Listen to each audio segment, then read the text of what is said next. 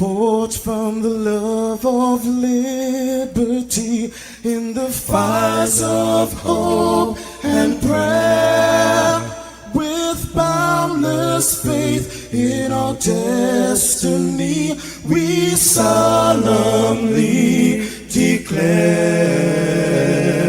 Side by side we stand, islands of the blue Caribbean Sea, this our native land. We pledge our lives to thee. Here every creed and race find an equal place, and may God bless our nation. Here every creed and race find an equal place,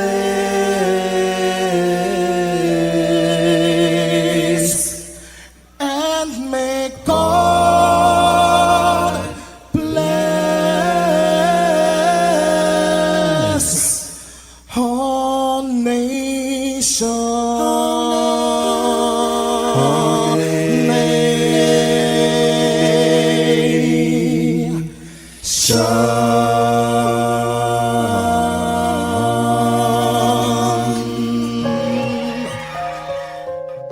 Heavenly Father, we come before you at the start of this new day, giving thanks for life, for health, and the opportunity to serve through this station. We ask for your divine presence to guide us in all we do. Bless this broadcast, that it may be a source of inspiration, joy, and unity to all who tune in. Whether near or far, may our words uplift, our music heal, and our message bring light to those who need it most. We pray for our listeners wherever they may be. Grant them strength for the day ahead, peace in their hearts, and success in all they put their hands to. Cover those traveling with your protection and those at home with your comfort and provision. Lord, may everything we do bring honor to you and be a blessing to others. Guide our steps, bless our efforts, and let this station be a vessel of positivity and hope. In your name we pray. Amen.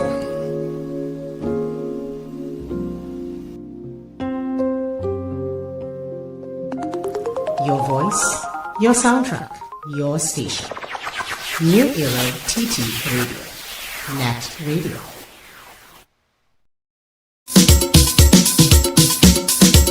Ah, yeah. Tell me what.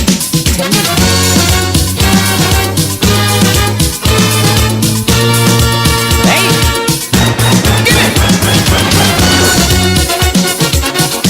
Give it!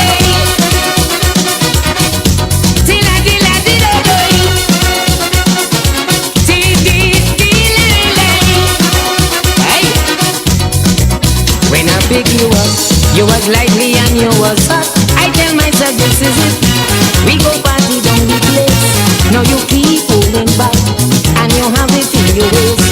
Oh no, oh no, oh no.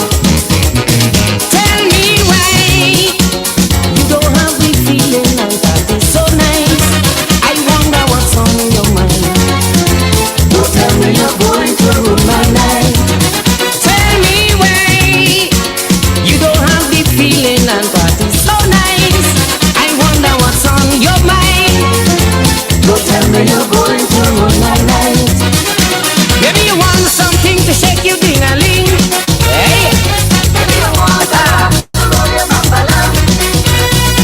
Maybe you want a man to get back out of hand. Maybe you want to wind the fire up behind.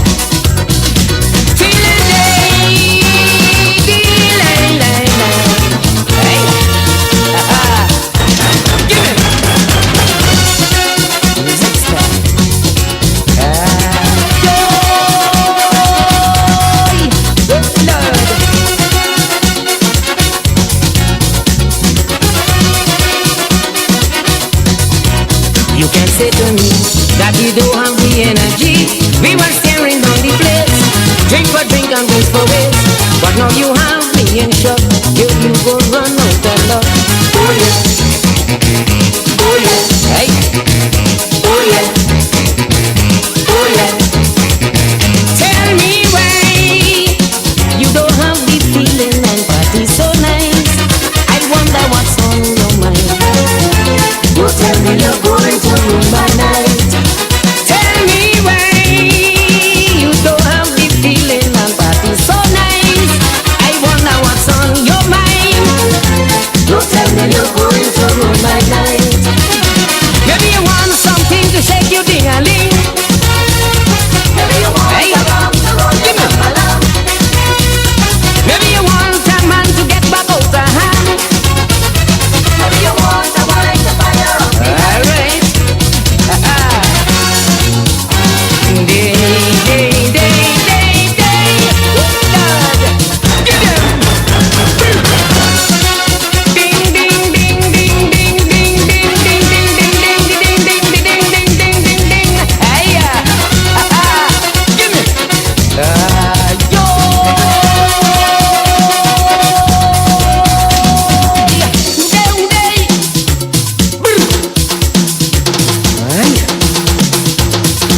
I think I want a wine.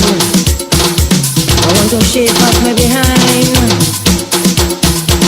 Janet, Janet, tell them Janet. You think I want something?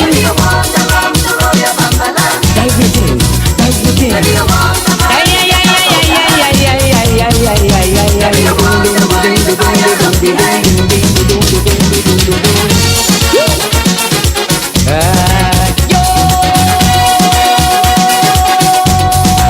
You was in a mood that had me shaking in my boots. I was praying I could make, since you look like you could take. But now you're slowing down on me, since we reaching this party. Baby, baby, baby, baby. I said baby. Tell me why you don't have the feeling and party so nice. I wonder what's on your mind. Don't tell me you're going to ruin my night. Tell me why you don't have the feeling and party so nice. I wonder what's on your mind. Don't tell me you're going to ruin my night. Maybe you want something to shake your ding-a-ling. Maybe you want to roll your bum. Maybe you want a man to get back out of hand. Hey, maybe you want a wine to fire up the night. Rise up. It's the NETT Radio Breakfast Show. Bringing you the energy, music, and vibes to start your day right. Maybe, just maybe, you want to shake it, ding-a-ling. Imagine that. Shake your pam-palam. When the last time you hear them kind of words? Maybe you just want to get up in the right kind of way with a good vibration. Well, guess what? You found it. You're here. And we are so happy that you are here. Let me say good morning to you. Good morning, Trinidad and Tobago. Neighbors in the Caribbean, how are you doing? Good morning to you. Friends and family who are streaming all around the globe, www.people, good day to you. I want something.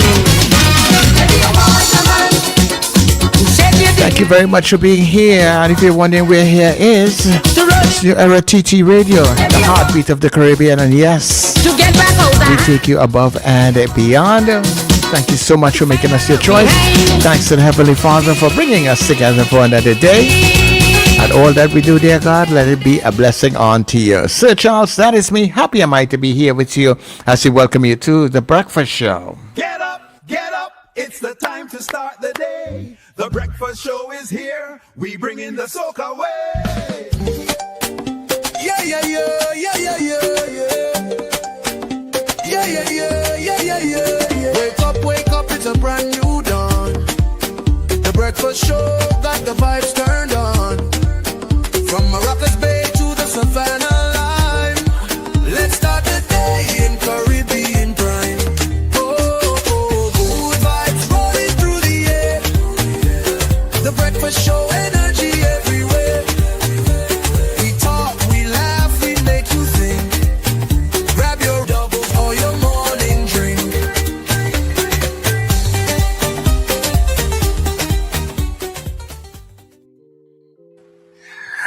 All right. And of course, good morning to you, everybody. Thank you very much for being here. Of course, this is your number one spot.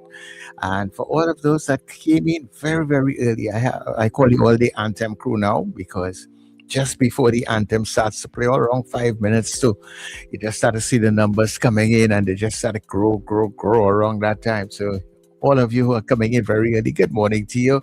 Good morning to Richard and, of course, Wendell, who's always here on time, I must say. Richard and Wendell, good morning to you. Morning, Sir Charles. Good morning, Richard Raghubar Singh. Good morning, Trinidad and Tobago, and listeners and our viewers, of course, all over the world. It's a beautiful Thursday morning. It's not raining this morning. I don't think it rained at all. I didn't go outside, actually. So I'm not sure. At least on my side, it did not. I was outside actually looking at it. It's a beautiful moonlight. For those of you who love the moon, like I do. Heading down to the west. And we had a blood moon. We had a blood moon earlier on this week, didn't we? I think on the weekend. Yeah, I think we had one. One of the. I can't remember which day it was. I only actually saw some reading about it last night. I didn't even realize that, so I missed it. I think it was Tuesday night. I think there was the blood moon. I didn't see it, but I know that there was such a moon outside that night. But here we in the land of the living. Condolences to those who would have lost loved ones. The Bell family of St. James and the Phillips family of St. James. Phillips family of Carlton Avenue. The Bell family of Binary Street. Both had lost loved ones lately. So all my sisters went to funeral yesterday, and I guess they're going back again today because funerals are back to back. One at the St. Agnes Church and one at the St. Mary's Church in St. James. There just seems to be sometimes when things like that happen, they happen, back to back, 1, 2, 3, 4, that kind of thing. Yeah, so it's life. Yeah, it is. It is indeed life. And anyone else who lost a loved one, of course, our deepest condolences. And of course, if you're celebrating a birthday, Cinco de Marzo, did I say that like Alexander? De Marzo? That's today, March 5th. Yeah. I swear he is. I don't know. He's special, yes? I'll just leave it at that. Well, that is good. That is good. It's nice to know that you have special people in your space. We, Alexander? Yeah. Okay. There was something happened on the news last night that I was to bring to your attention. I find myself watching news too much now because of this show. Yeah. That's I generally watch news, But because of this show sometimes, and especially if I know the day after we may not have a guest, so I look at the news to see what could come up. And something came up and it just gone completely out of my mind, Oh, Lord. But it'll come up again at some point in time. But I shared, of course, an interesting video by Rhoda Barrett yesterday with you guys. An interesting take on the Data Protection Act that I guess still has some significance with regard to what those regulations that the government put out in terms of people's speech and the public announcements, and sharing certain things and all that, Maybe we should get an attorney to weigh in on it, but we'll try for you guys, But anyway, we hear that's more important. And I know a lot of people, not a lot of people, but a few people have asked me already, why do I greet everybody on a morning? And I tell them, you would not believe how important that is. Yeah, that's very important to a lot of people. Yeah, to our show and also to the people that you greet, because sometimes that's their only interaction with us. They don't message again. Some of them may not vote on the poll. They won't call. They won't but that's their interaction with us. So let us know that they're here. Yeah, and that is appreciated. Yeah, it's really appreciated. So that's why I do it every single morning, and that's why I will continue to do it until the bosses tell me otherwise. And then if the bosses tell me otherwise, that's probably when I leave the show.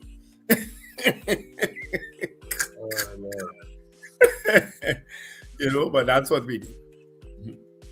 Good news, Richard, like you wake up yet? That's the good news. Oh. No, there was an actual scandal in Seizures. I sent it to you all. Serious?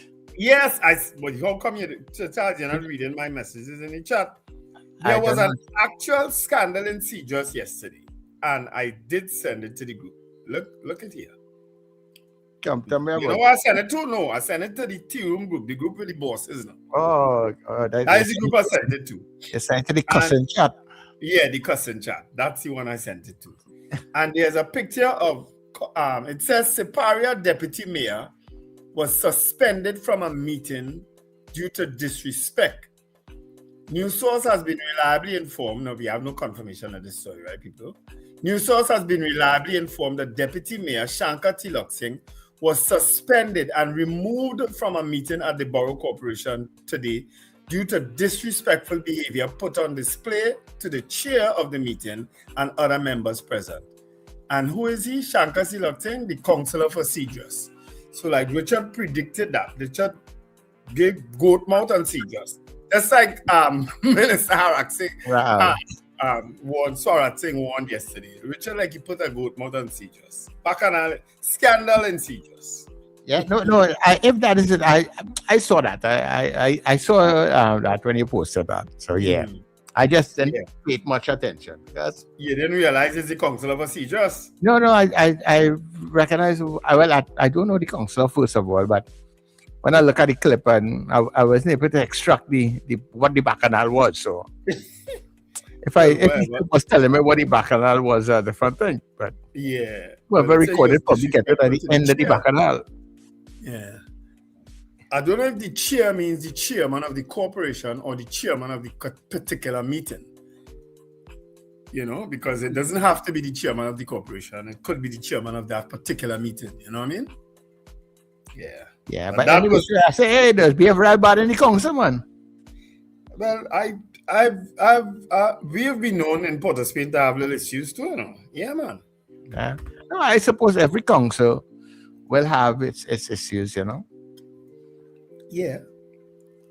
Yeah, we've had our issues in the council. Especially when you're passionately involved in certain things and you feel that it's not being seen about because at the end of the day, I suppose when you go there, you're going there to represent people. Yeah.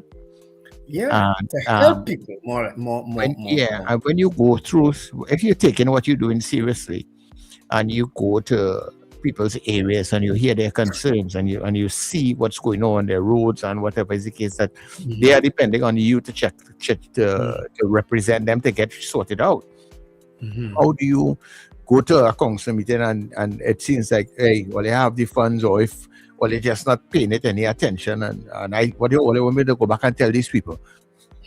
You know, so I made news during COVID time, you know, due to that, because during COVID, because of the online learning and so on in schools, the council had taken a decision to buy tablets for children, right? We had approved it, and that went on forever and ever until I did a statutory meeting. I get up and I let my feelings known. Yeah. The media is zeroing on it. You understand? Because it seemed like I was attacking. It came over like I was attacking the CEO at the time, but I wasn't. I was just saying, listen, be tired of the excuses. Just get the devices for children. Get it done. Yeah, get it done. You know what I mean? We've already approved it. We know we have the funds. You know, just get it done. And this was before. So what is the whole matter? That is the case, you know? Yeah. And people need these things, and already just sitting on it here, you know. So yeah, I can understand basically why that would happen. I mean, if I'm a council member, I could see myself being that kind of way. Yeah. You ought to be passionate about your job, about anything you do, especially when it comes to helping people. And especially when you don't have responsibility. you know, you take on that responsibility to look after people and stuff and things, you know, so. Yeah. All right. So, and worse if you're living in the area. Yeah. Yeah. A council in the area, there's hardly sleep, you know. I know. You telling me? It's everybody, anyhow, anytime just come knock on your door, look at it, you know. I mean, I talked to the council in my area, you know, a couple of times, and he would explain to me, you know, and when things happen, whether it's 2 o'clock, 3 o'clock in the morning, I jump out your bed, you have to go and see what's going on, and I think they pays all that, eh? So it's not for the money. There's some of them doing it, eh? It's ain't for the money, Sir Charles. It was $1,250 when I started in 1999. That was the stipend of a counselor. $1,250. And it only went up twice since then. In 26 years, 27 years. Imagine that. Well, I had a former union. $5,000, I think, the other day they got a raise. You understand? Yeah. Some of them don't even have a place to work and thing. No. They have like an office they go to and proper support staff and things that they need to do their job. Well, they allowed an office stipend now, and they allowed a stipend for a staff member. You know what I mean? But it's not much. You know what I mean? But thanks to the UNC government, that was put in place.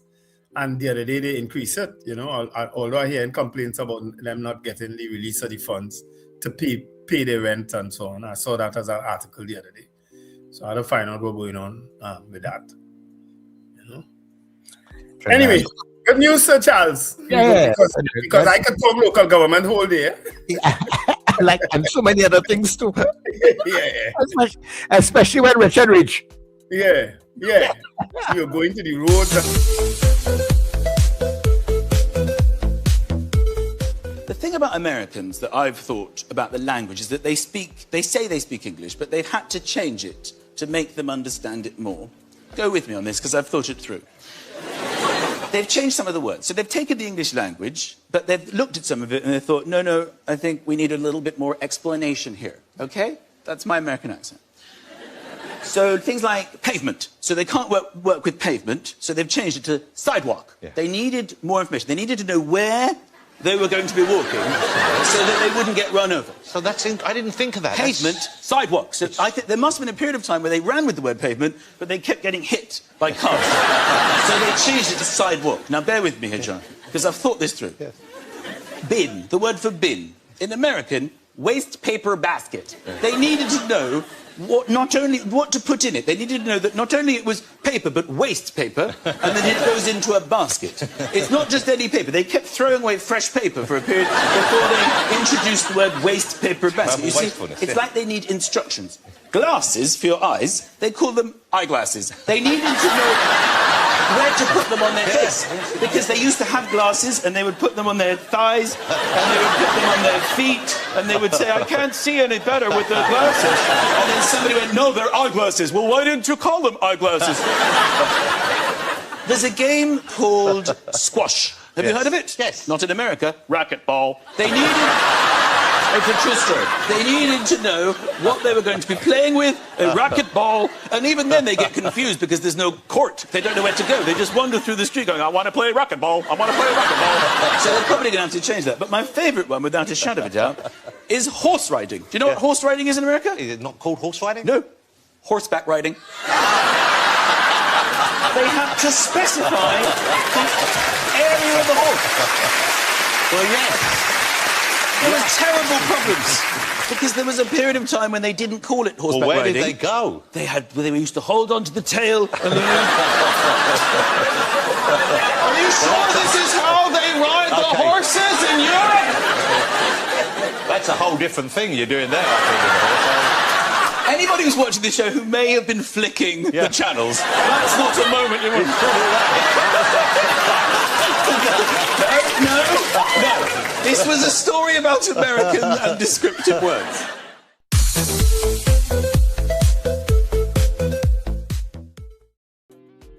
And what do they call soccer?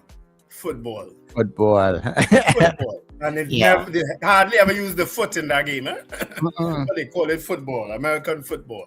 Oh, Lord. yeah. Yeah, So- they have a little bit of English humor for you. And Yeah. we have some throwbacks that we put back because some of these things were so entertaining.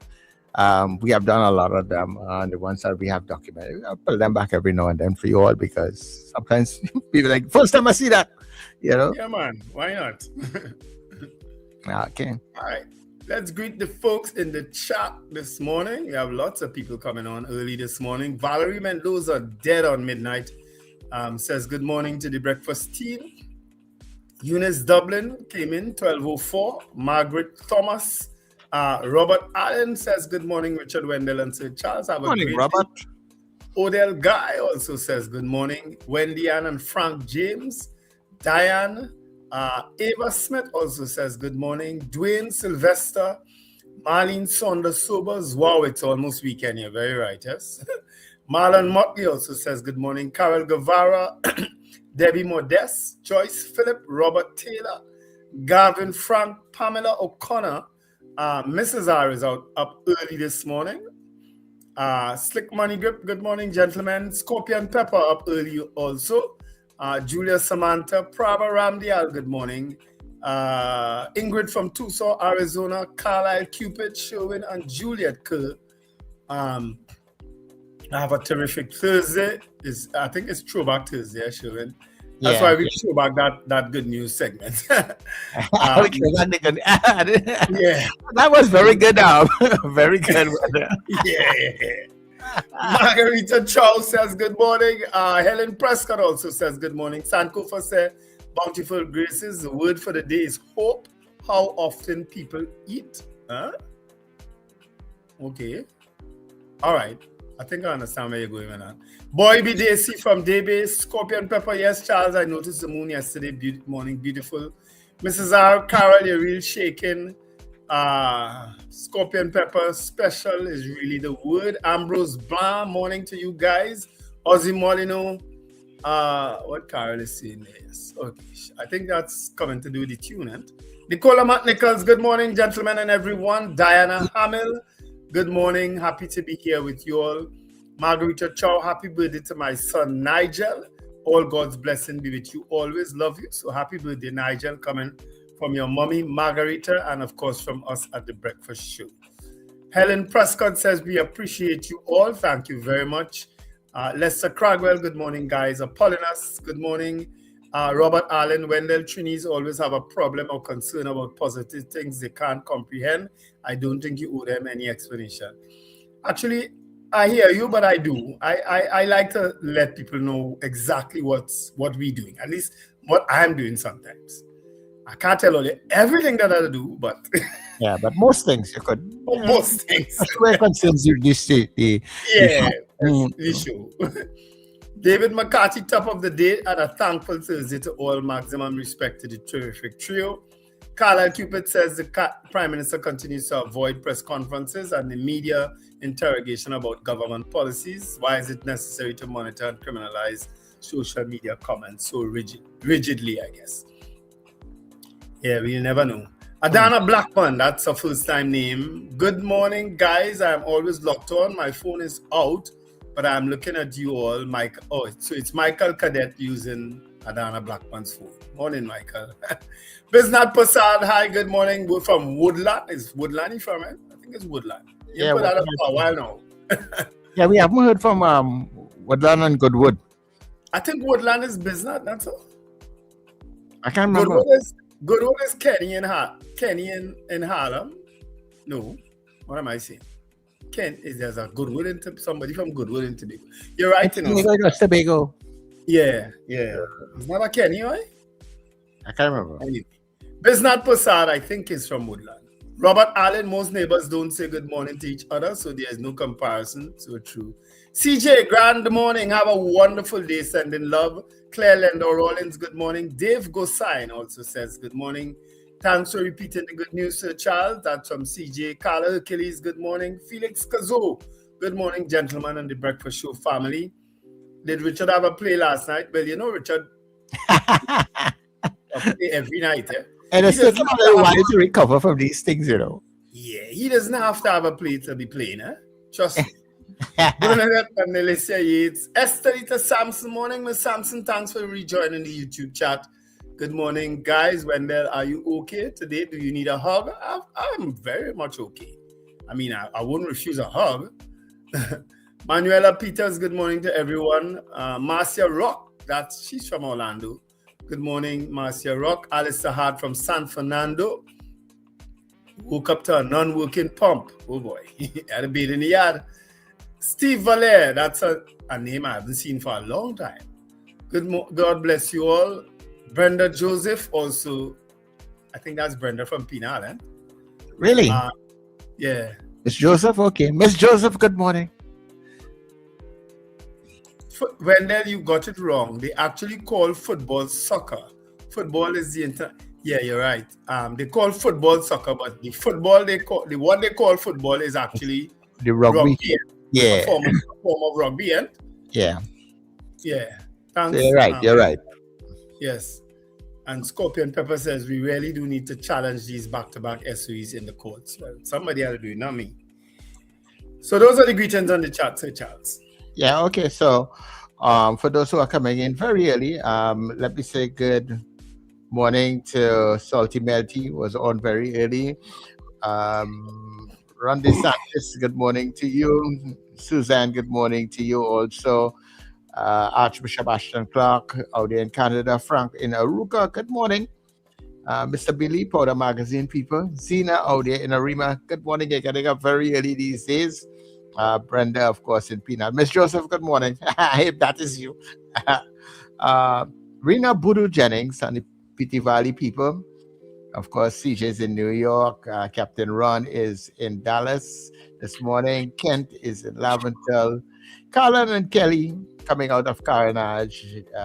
Who we have? Peter Wilson, who I'm still trying to log down where he's actually from. And Mr. Beeps. More Pity Valley people on the inside. So, yeah. Good morning, everybody. And, of course, good morning, Richard. Good morning, guys. And good morning to our listeners and viewers wherever you are. Good morning, on this Thursday morning. Well, it's Thursday morning, so of course the weekend begins tonight as we head towards the weekend again. This week kind of moved past pretty quickly for me. So Thursday. It's Thursday. At a little after midnight tonight, the weekend begins. And of course, theaters on this weekend. Scandal in Cedars continues by public demand at Central Bank Auditorium this weekend, Saturday at 8:30 and Sunday at 6:30. Of course, tickets are available at the Central Bank Auditorium box office, 12 noon to 6 p.m. daily, and at the usual outlets, Key Square Fashions, West Mall, East Gates, and Brentwood Mall in Chagonas, Chabili Rawi in Tunapuna, Electronics Arima, Sharflare Auto Services in Sharflare, and Antunes Florals in Val Park Shopping Plaza. So you can get your tickets at all of those outlets, and you should probably check your outlet before you go, because I know some of them are pretty low or almost sold out with tickets already. So I would suggest you get your tickets early. I've been telling people that and they think I'm exaggerating, but okay. But get them early. Yeah. Ms. Andrews, are you sure about that message you sent for me? That's crazy. Richard should know. I will ask Richard off air or offline though. I can't ask that question online. All right, but check him offline while we go and do it now. Go for your break, Sir Charles. Because we're running a little bit behind time. Yeah.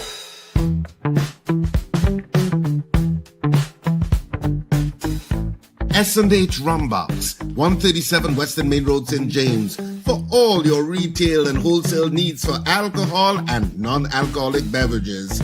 Call us at 686-0599 or visit us at 137 Western Main Road, St. James. S&H Rumbox, drinking out of the box.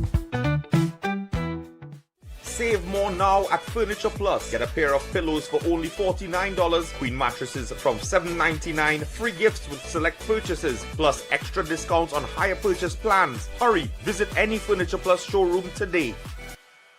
By public demand. Yeah, by public demand. The first play of 2026, Scandal in Cedros, continues by public demand. Extended for a further 2 nights only on Saturday, March 7th at 8:30 p.m. and Sunday 8th at 6:30 p.m. at the Central Bank Auditorium. It's a bacchanal. Don't miss it. Scandal in Cedros, extended by public demand for a further 2 nights at the Central Bank Auditorium. Tickets available at usual outlets and at the Central Bank Auditorium box office. Don't miss it. Scandal in Cedros. Advertise with us on New Era TT Radio, the fastest growing streaming platform for talk in Trinidad and Tobago. Audio and video ads welcome. Elevate your brand with us. Connect with us at newerattradio@yahoo.com or call us at 299-5156. Now what are you waiting for?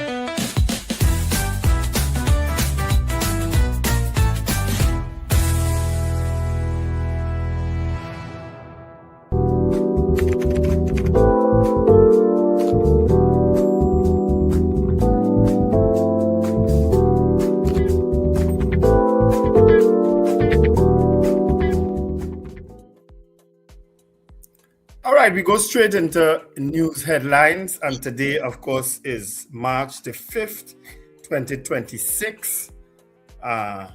Classroom fights rise. That's one of the trending stories. So says Education Minister Dr. Michael Dowlett. He had a session yesterday with Deputy Commissioner Junior Benjamin. Over 820 register for Tobago. That's the migrant registration that's taking place. Knocked out, that's, I don't know what sport is that, might be football.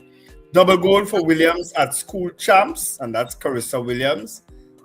In other trending stories in today's Express, body found floating off Tobago, identified as Golconda woman. Cops and car thieves exchange gunfire in St. Madeleine. Responding to crime, cops plant at entrance to gated community. I read that story yesterday about East Lakes in Tumpuna Road. Carjacking near Maracas Pillars, and woman loses furniture to Kumar and Brian in social media scam. Apparently, she advertised a wardrobe and some other thing for sale, and they arranged to come and pick it up, and then the man who come and pick it up left, and the person who was supposed to pay never showed up. You know, so wait. You let the thing out your site and somebody's supposed to come and pay? Yes, Sir Charles. We still have people like that. Nah. We still have people like that who getting scammed that way. We still have that. You know, wow. If they ain't paying the money to something they never get, they releasing the items now to money that they ain't getting either. After you come and see the items before you move anything past my money. Yeah. Yeah.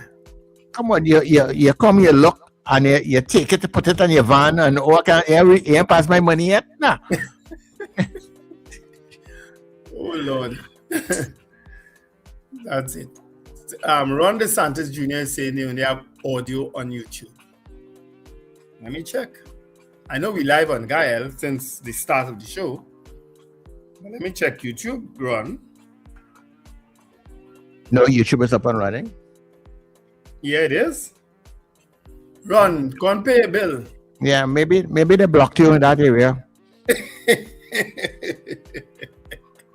me do the Trinidad Radio Guardian. Trouble in schools minister reveals worrying new data showing spike in classroom violence and student suspensions. Golconda woman identified as a body found floating off Tobago Beach. A UNC counselor kicked out chamber during heated meeting. Social media and digital experts weigh in on SOE speech restrictions. And Port of Spain Laventil Morva residents share mixed views on latest SOE. CDB Middle East war could impact region immediately. SOE necessary but not sufficient, business leaders say. EU gas up 40%. Higher oil prices a double-edged sword, expert says, and Agostini concludes acquisition of massive distribution in Jamaica. And that's basically the trending stories in the Trinidad and Tobago Guardian for this morning. You know, there's another story that I didn't get it in the Express, and you didn't read it just now. about a police killing in Sangre Grande yesterday, Vega de Europuch. And it says, relatives of a man shot and killed by police during a state of emergency operation in Sangre Grande on Wednesday, that's yesterday, are disputing the official account of the incident and insisting he was unarmed when he was killed. The deceased has been identified as David Buru, also known as Sowers of Vega de Europuch. Police said Buru, who was on bail for murder, was shot during an operation around 12:45 p.m., that's like just after midday, when officers from a specialized unit went to his home to search for arms and ammunition under the emergency powers that came into effect on Tuesday. According to police, the officers came under gunfire during the exercise and returned fires, striking Buru multiple times. Sounds familiar? He was taken to the Sangre Grande hospital where he was pronounced dead on arrival. None of the officers involved in the operation were injured. Buru is the seventh person killed by police so far this year. However, family members have strongly rejected the police version of events, claiming he was unarmed and was shot inside his home.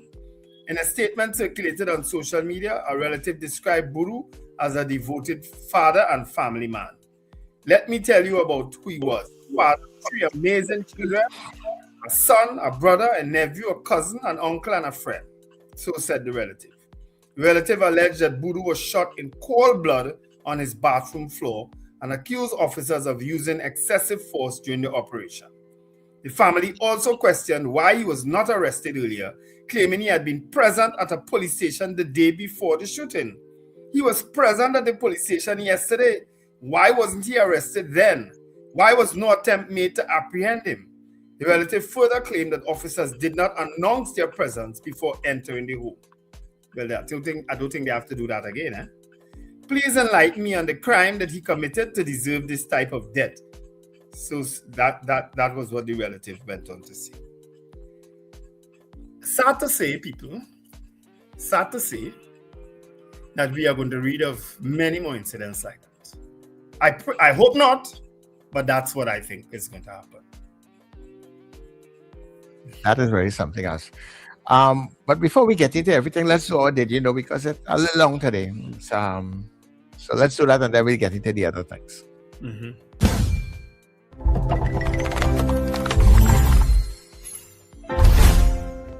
On March 2nd, 2026, the President of Trinidad and Tobago declared that a state of public emergency exists due to actions threatening public safety. This declaration took effect on March 3rd, 2026. Following this, the Emergency Powers Regulations 2026 were issued to address the situation. It is crucial that every citizen understands their rights and obligations under these new laws. Here are some things you must know about these regulations. Number 1. Police officers have broad powers to stop and search anyone in a public place if they suspect the person possesses weapons, ammunition, or prohibited articles. Number 2. The police can enter and search any premises, vessel, or vehicle without a warrant. They are authorized to use force if necessary to conduct these searches. Number 3. You can be arrested without a warrant if a police officer suspects you are acting or are about to act in a manner prejudicial to public safety. Number 4. If arrested, you can be detained for inquiries for up to 48 hours. A magistrate or a police officer not below the rank of assistant superintendent can extend this detention for up to 7 additional days. Number 5. Bail is severely restricted. No bail will be allowed for individuals held under a preventive detention order, detained for inquiries, or if a magistrate believes the person is likely to engage in further offenses. Furthermore, the writ of habeas corpus does not apply to those denied bail under these provisions.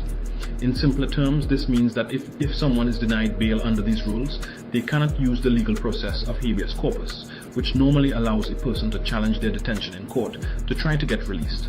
Number 6. The military now has police powers. The Defense Force has been called to assist the Commissioner of Police, and soldiers will exercise the same powers as police officers while doing so. Number 7. There is a strict rule regarding your associations. If you are found in the company of someone who unlawfully possesses a weapon or explosive, the law presumes you intend to act in a manner prejudicial to public safety, which is a criminal offense. Number 8. The minister can issue preventive detention orders. This means an individual can be detained simply if the minister is satisfied it is necessary to prevent them from acting prejudicially to public safety. Number 9. The Commissioner of Police is authorized to restrict your movements, dictate your place of residence, and impose curfews by prohibiting you from being out of doors between specified hours without a written permit. Number 10. The penalties for breaching these regulations are severe. Anyone who commits an offense under these regulations is liable on summary conviction to a fine of $100,000 and imprisonment for 5 years. Beyond these points, there are other noteworthy parts of the regulations you should be aware of. The President can make further orders to control ports and transport, appropriate property, or require individuals to perform work or render services. If the government compulsorily takes possession of your property, they must pay compensation. Additionally, anyone driving a vehicle must stop if required to do so by a police officer in uniform. The regulations contain specific protections and limitations. For instance, any search of a female must be conducted by another female.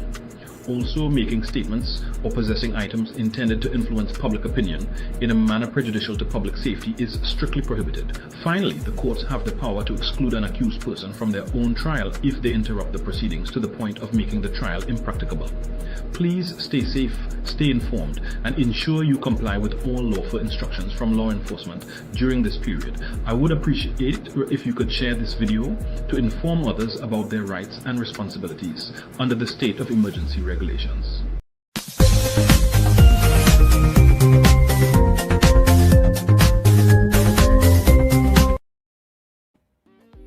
That's quite a lot to absorb, eh? That issue, though, of police officers in uniform is going to be an issue, because there are a lot of police officers who move about the place not in uniform. A lot of detectives and certain groups that they're from, they're not in uniform. They may have their badge strapped around their neck. They're not in uniform. I don't know if they are considering that the badge, the wearing of a badge, is considered a uniform. Is that what's happening also?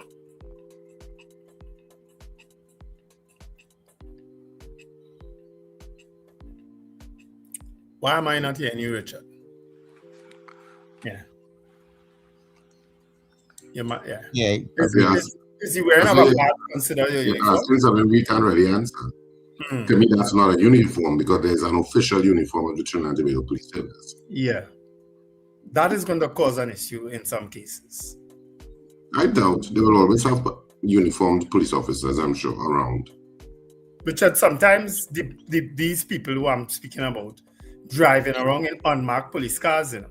So don't tell me that they will see something that they think and pass it straight because they don't have on a uniform or they're not in a marked police car. I doubt that. A lot of times some of the times they're the ones pulling you over. Eh? Yeah, but that'll probably be the minority of any incidents anyway. All right. Because a lot of times you see these police raids and you see these guys out of uniform. Eh? But there would be uniformed police officers there. All right. Let's hope that thing. The other one I listened to intently is, if you are around someone who has an illegal firearm, you may not necessarily know. How could you be responsible for being around someone if they have an illegal firearm? How could you also be arrested? You understand what I'm saying? There's some. That is a kind of a judgment call.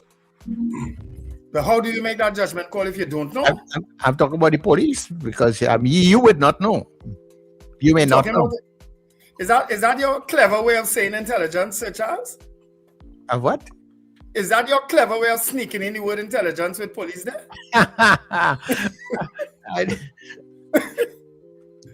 No. Some of those things are worrying to say the least. You understand? It's worrying. So I'm advising people again, because I saw it come up with that incident with the police in San Grande. Put cameras in your home, around your home, and in your home. Put cameras and allow the footage to go somewhere where they can't remove the DVR. Okay? You mean the cloud? Yeah. Drive with a dash cam that can rotate 360 degrees. Because sometimes police, whoever will come up on the side of your car, and it's not just about police, it's anybody.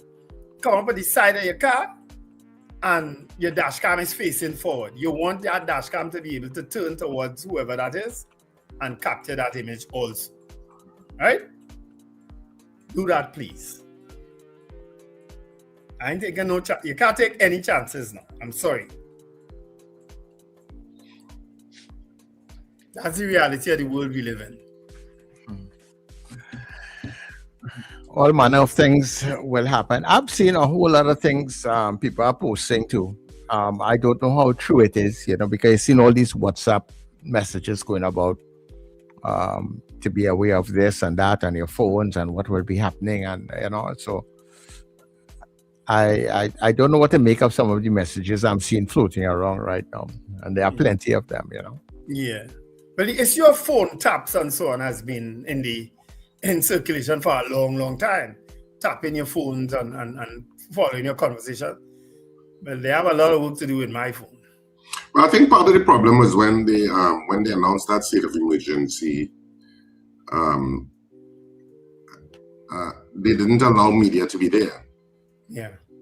To ask some of those questions that people are now going down the rabbit hole with, so to speak. Mm-hmm. So people are saying, oh my God, X, Y, Z. And for a lot of people, a lot of those regulations look very draconian in terms specifically the freedom of speech issues, which is unheard of as far as I'm aware in Trinidad and Tobago's history.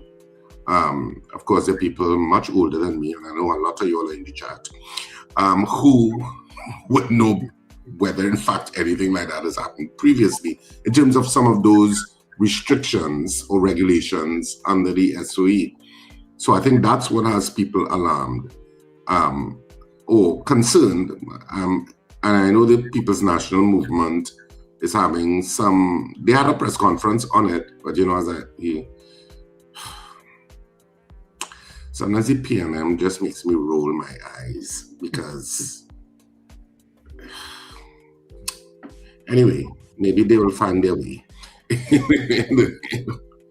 But I think they have a public meeting. You could correct me if I'm wrong, Wendy, because I know you're in the bosom of the People's National Movement. I think they have the part of the bosom where nobody just go. That's the bosom I am. That's the part of the bosom I am now. I just push that in bosom because I think they have a meeting. They have a public meeting. I think in Trinidad on Friday or something like that. Yes, somebody said that to me. Yeah, I think they have something on Friday where they're going to discuss they're going to discuss all of these. I assume discuss the issues. But I felt the Attorney General and, the ministers who surrounded him, I think the Minister of Justice was there too, should have allowed the media to be present to ask questions, because some people still have a lot of uncertainty about some of the provisions. Mm-hmm. And was an opportunity to clarify those provisions, So, but it seems like, a lot of those provisions were put in as articulated previously by some ministers and what they said about certain things like social media and stuff like that. So, I mean, we'll see where it goes. Will it head to the court system? I don't know. Mm-hmm. Should it? Well, I always find things should be ventilated in court. I always find the court oversight is important. But will it get there? Who knows? It may not. Yeah. And we will just have to see. Now remember, the state of emergency is on for 15 days initially. And then by a simple majority, it has to be extended for 3 months. Well, we know that's going to happen. And then you'll need another simple majority to extend it for further 3 months. And we know that's going to happen. And then you have to get a 3/5 majority beyond that. And then they'll stop for a month again. So there are a lot of, I suppose we'll have to wait and see what happens. But the UNC is not short of attorneys in government and out. And I know some of those attorneys must be concerned too, because it's a little draconian, in my opinion, in some of the regulations. And which is why a media presence was important for you to explain why you think these things were necessary. Mm-hmm. So it's contextualized in a particular way that the society will hear, well, what is your explanation for why you needed some of these regulations? It's all part of transparency. Yeah. Which the UNC claims that they are very much into. So part of transparency is facing the media and the questions of the media. Yeah. Well, the PNM meeting is at the Tunapuna Community Center on Friday at 6:30. The featured speakers are Keith Scotland, Senior Counsel, Senator Janelle John Bates, who is also an attorney, Temporary Senator Sanjeev Buru, who is also an attorney, and Temporary Senator Larry Lala, Senior Counsel, who is also an attorney.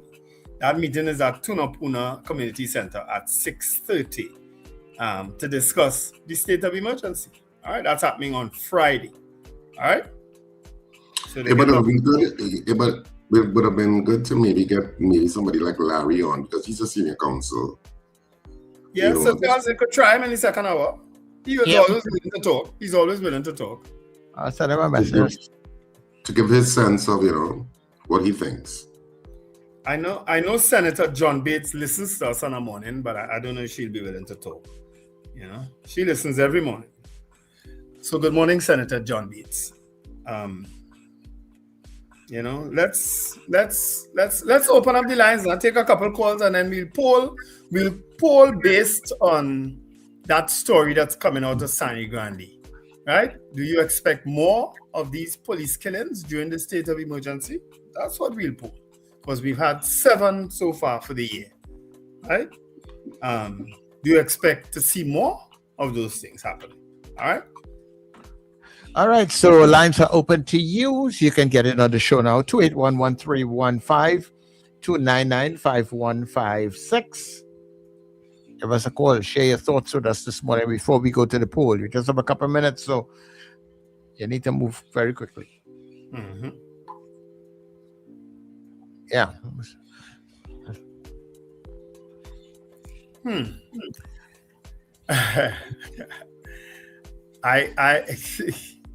All right, we're taking your calls, people. 281-1315, 299-5156. Do not be afraid to call and talk.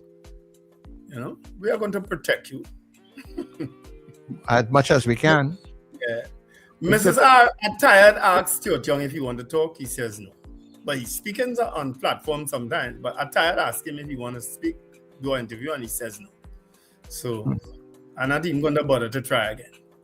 It's amazing how sometimes, there are certain times that everybody wants to talk, and then the other times nobody wants to talk. Yeah. Now we're getting back to Larry Lala election mode. Will always talk. He's always available. So we'll try Larry Lala. Oh, okay. Maybe when we get back to election mode again, Caller, good morning to you. Good morning. I was a bit taken aback when you said there have been 7 police killings thus far. But 2 of them... That's what the news said, Lincoln? Right. That's what the news article said. 2 of them stands out to me. I have questions about 2 of them in particular. And I want to remind the country of these 2 killings that we need to have answers for it. One was video recorded in Tobago. 2 of them happened in Tobago, coincidentally. One was video recorded, where a man was pleading for his life, and he said, "Police is going to kill me." Police officer had the man handcuffed, securely secured, and took out his firearm and shot it while handcuffed. So it's documents on one of the bystanders that was recorded, and they said, "Well, we're right here, he can't kill you. Can't shoot you, we right here, we recorded it." And sure enough, he shot him and killed him. My question is, whenever all you have the commissioner of police or anybody there of senior rank, I know they will tell you at that time, well, I have to go and do an investigation. Yeah. However, I would like to know if that officer is still on active duty, if he has been suspended, and if the case has been sent to the TPP.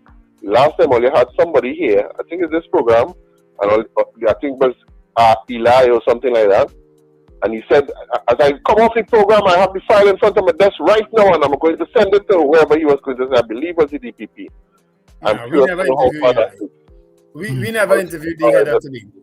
Yeah. Maybe it was another station then. Probably the other case matter is the police officer, the elderly, I think he had Alzheimer's or something like that, and he knocked on the wrong door.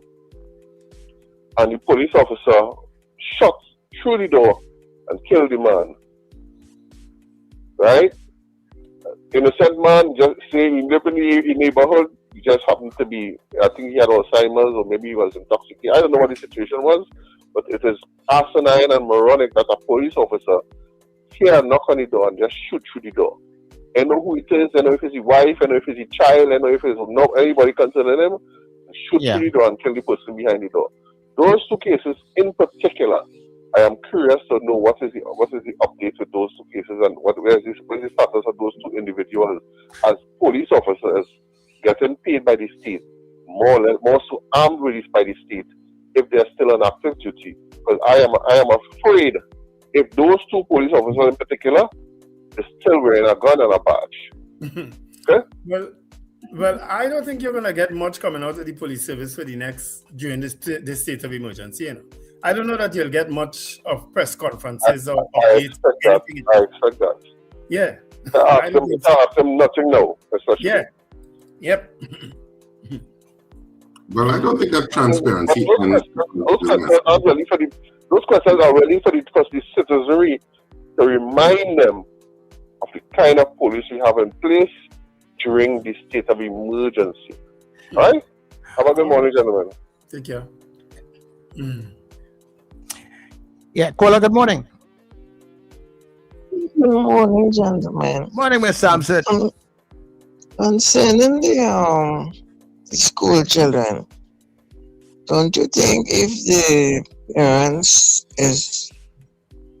I shouldn't use the word punish, if the parents, they're bringing the parents into this, the police shouldn't really be babysitters. Punish the parents supposed to be taking care of the children. The teacher should not be babysitters, the police should not be. Train the children, send them to school. If they misbehaving, send them back home, let the parents deal with it. The government shouldn't have to be dealing with the children. Yeah, but a teacher also has a responsibility at the end of the day too, you know. When you take up the job of a teacher, you know exactly what you're going to be dealing with, you know. You know what I mean? So, yeah, some parents, children are very nice at home, you know, very, very obedient at home, you know. And when they go there, they're different. That's human behavior all over the world, you know. And only happening here, you know. So. All right, so morning, Paul, as we go to the news. All right. Do you think there will be more police-involved killings during the new SOE? Yes or no? That's our poll this morning, all right? You can vote yes or no on it. Do you think there will be more police-involved killings during the new SOE? Yes or no?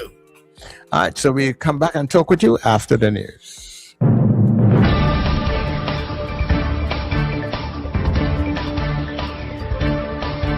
The news you need, the clarity you deserve.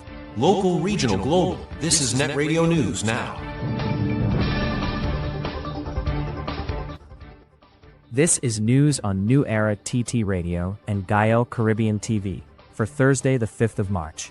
I'm Derek McMillan. Thank you for joining us. Minister of Legal Affairs Saddam Hussein has defended government's decision to declare a state of emergency, saying it was based on credible criminal threats. In a statement responding to opposition criticism, Hussein said the measure was necessary to protect citizens and security personnel and was not taken lightly. He accused the opposition of politicizing national security and rejected claims that the regulations undermine democratic principles. Hussein noted that the current provisions mirror those used under the previous administration. The state of emergency grants expanded powers to law enforcement, including enhanced detention and search authority, as government says the action is aimed at curbing escalating criminal activity. The National Trade Union Center of Trinidad and Tobago has responded to government's declaration of a state of public emergency. In a statement, NATU condemned criminal activity and expressed support for lawful and constitutional measures to protect citizens and members of the protective services.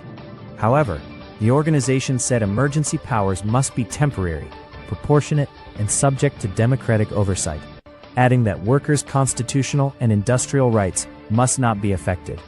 It called for the protection of collective agreements and due process, and urged government to provide adequate resources and compensation for frontline and essential workers.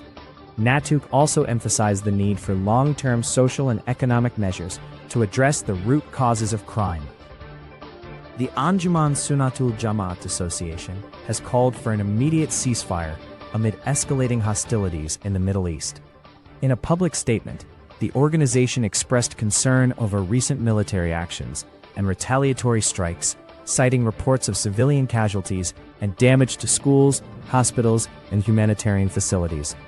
ASJA said the protection of civilian life is recognized under international humanitarian law and Islamic teachings, and warned that continued aggression risks widening the conflict and increasing regional instability.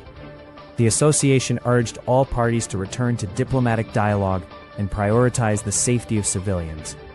It also called on members of the Muslim community to remain united and to pray for peace and stability.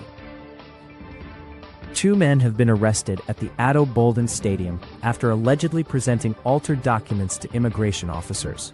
Around 9:45 a.m. Tuesday, a 27-year-old San Fernando man handed over his passport, but officers noticed the entry stamp appeared tampered with the year allegedly changed from 2022 to 2024. When informed of the offense, he reportedly admitted altering the date. In a separate incident Monday afternoon, a 54-year-old man presented 3 passports and a birth certificate, where his listed birth year appeared altered from 1971 to resemble 1978. He claimed his children made the change. Both men were taken to the Couva police station. Investigations are ongoing. In crime news, police in Marival are investigating a robbery with aggravation after a 79-year-old man was carjacked on Monday afternoon. Around 3:45 p.m., the Blanchisseuse resident was sitting in his silver Kia Soul along North Coast Road near the Pillars when 2 men approached and ordered him out of the vehicle. The suspects drove off with the vehicle, heading south through Marival. Investigations are ongoing. Meanwhile, Caroni police are probing a larceny trick involving a 54-year-old woman who was defrauded of furniture valued at just over $2,000 during a Facebook transaction. The items were collected by a man who failed to make payment. Police have identified 2 suspects. In Tobago, police are investigating after a partially decomposed female body was found at sea off Mount St. George. The body later washed ashore at Blenheim Bay. Officers reported a rope around the neck and several identifying tattoos. In international news, residents in Iran say the scale of destruction from ongoing U.S. and Israeli strikes is unlike anything they have experienced before. Tehran has been under heavy bombardment since February 28th, with military and political sites targeted. Iranian officials say more than 160 people, including children, were killed when a girls' school in Minab was hit. The White House says it does not target civilians and is investigating. Locals describe constant explosions, homes shaking, and skies filled with smoke. Many residents are staying indoors as security forces increase their presence on the streets. Internet blackouts and checkpoints have made communication difficult, while food prices rise and long lines form for fuel and bread. Some Iranians say they fear for their families, while others express hope that the conflict could bring change. With the country's supreme leader killed in the first wave of strikes and attacks continuing, many say they are uncertain what comes next, but believe life in Iran may never be the same. And that's the main stories at this time. That was news now. Stay informed with New Era TT Radio. NETT Radio.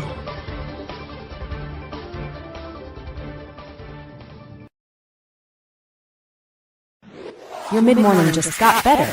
Join Sir Charles for the mid-morning mix and mingle, where good music, real talk, health, and family matters come together.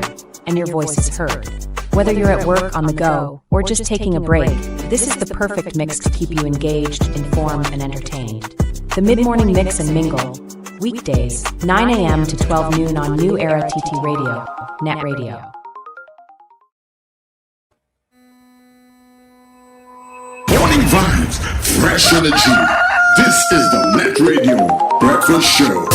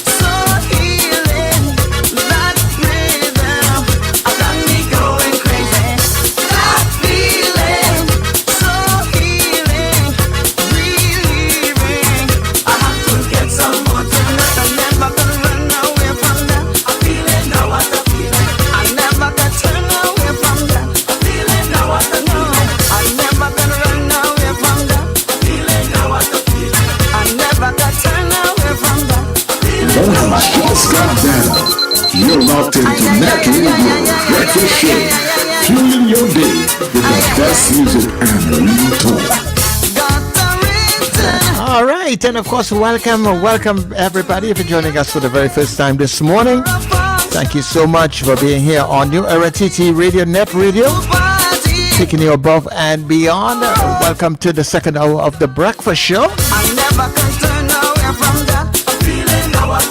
Wendell Stevens, Richard Raghuvarasi, and of course yours truly, Sir Charles. We accompany Monday to Friday. You find us in this space, right? Also, let me say good morning to the folks on Gael Caribbean TV.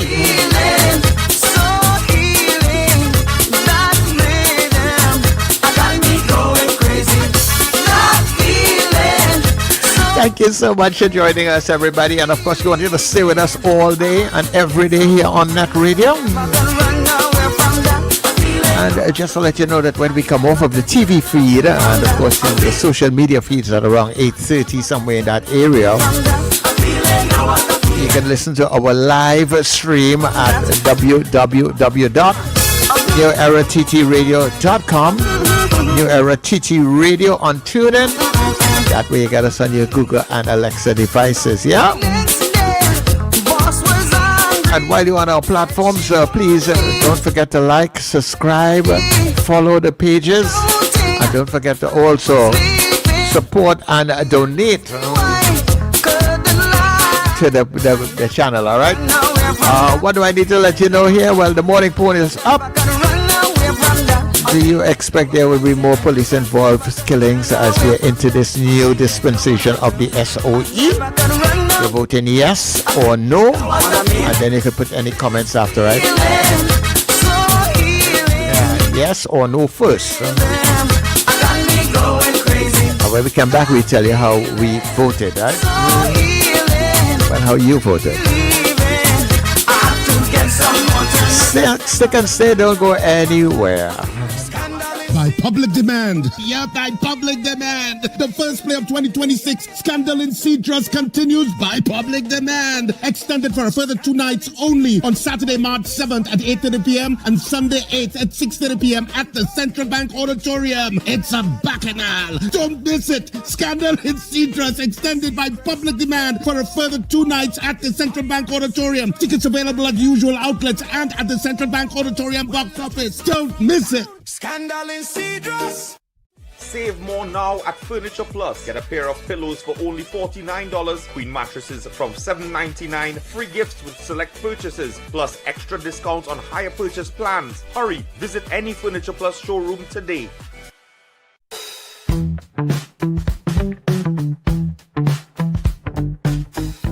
S&H Rumbox, 137 Western Main Road, St. James, for all your retail and wholesale needs for alcohol and non-alcoholic beverages. Call us at 686-0599 or visit us at 137 Western Main Road, St. James. S&H Rumbox, drinking out of the box.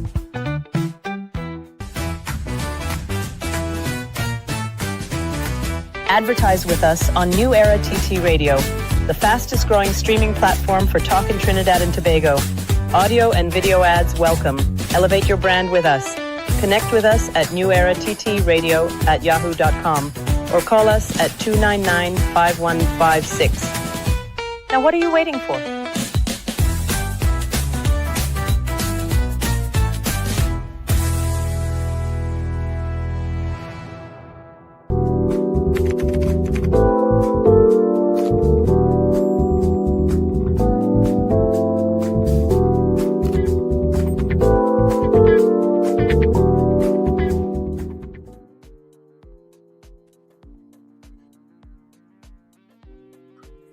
All right, we are back from our 7 o'clock news. That story of that young lady that they found floating in the sea in Tobago is a very sad story because her mother is saying she went there, she had an eye problem, and she went there to see an eye doctor. You know, how the circumstances and how she ended up in the water is yet unknown, you know, but it's a very sad story. I don't know. And I'm wondering if it's another online situation. And you have to be so careful with these people that you're meeting online. That you are leaving and going and to meet for different things. You know, online is a creature by itself. It's a very dark place. And you have to be careful. Yeah.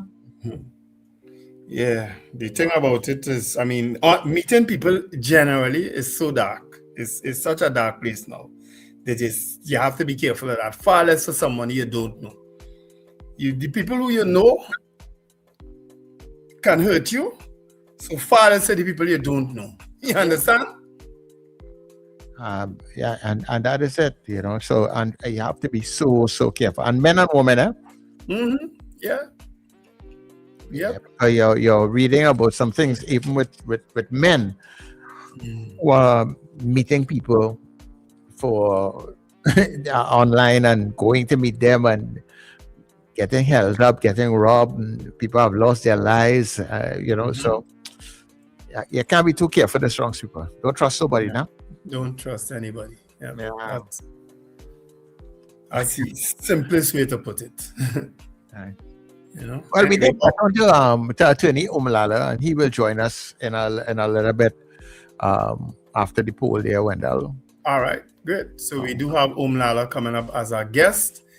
He will weigh in on some of the legal ramifications of this new state of emergency. All right, but our poll this morning is based on another police killing that happened yesterday in Vega de Aeroport, Sangre Grande. Do you think there will be more police-involved killings during the new state of emergency? Yes or no? You ready, Sir Charles? Yeah, we are ready. Let's go. Bernadette Yates, yes. Carla Hercules, yes. Boy Bedesi, yes.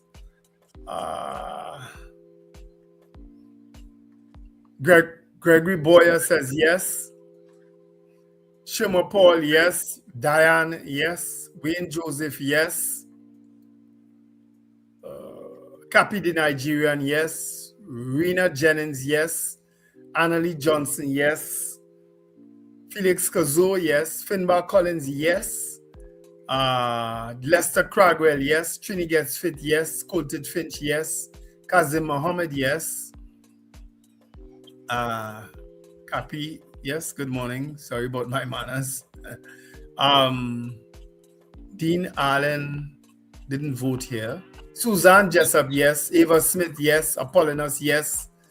Marlon Motley, yes. I'm not sure, Robert Allen. Joseph Clement, yes. Beauty Culture, yes. Robert Allen, yes. Avion Abraham, yes. James Kamau, yes. Michael Robinson, yes. Valerie Mendoza, yes. Dave Gosain, yes. Estelita Sampson, yes. A lot of talk here. Margaret Thomas, yes. Fran Romani, yes. Alistair Hart, yes. Dina Allen, I can't read all them things you put in there now, because up to now you ain't vote. Poll people, the poll is yes or no. The poll is yes or no first. Not but everything else. Do you think he's referring to our poll? He's talking about something else. Katian Townsend, yes.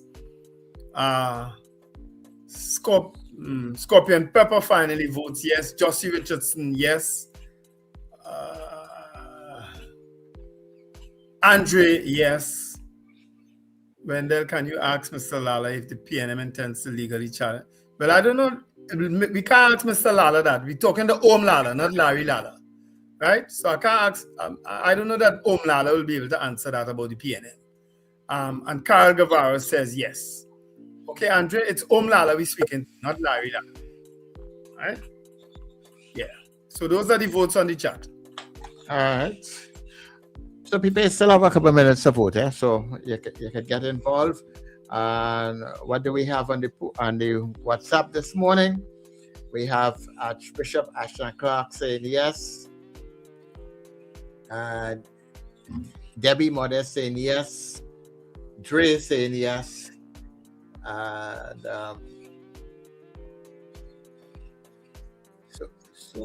some that is saying yes, I'm going to a message. Oh, he's saying no. Peter Wilson is saying yes. Rockaway is saying no.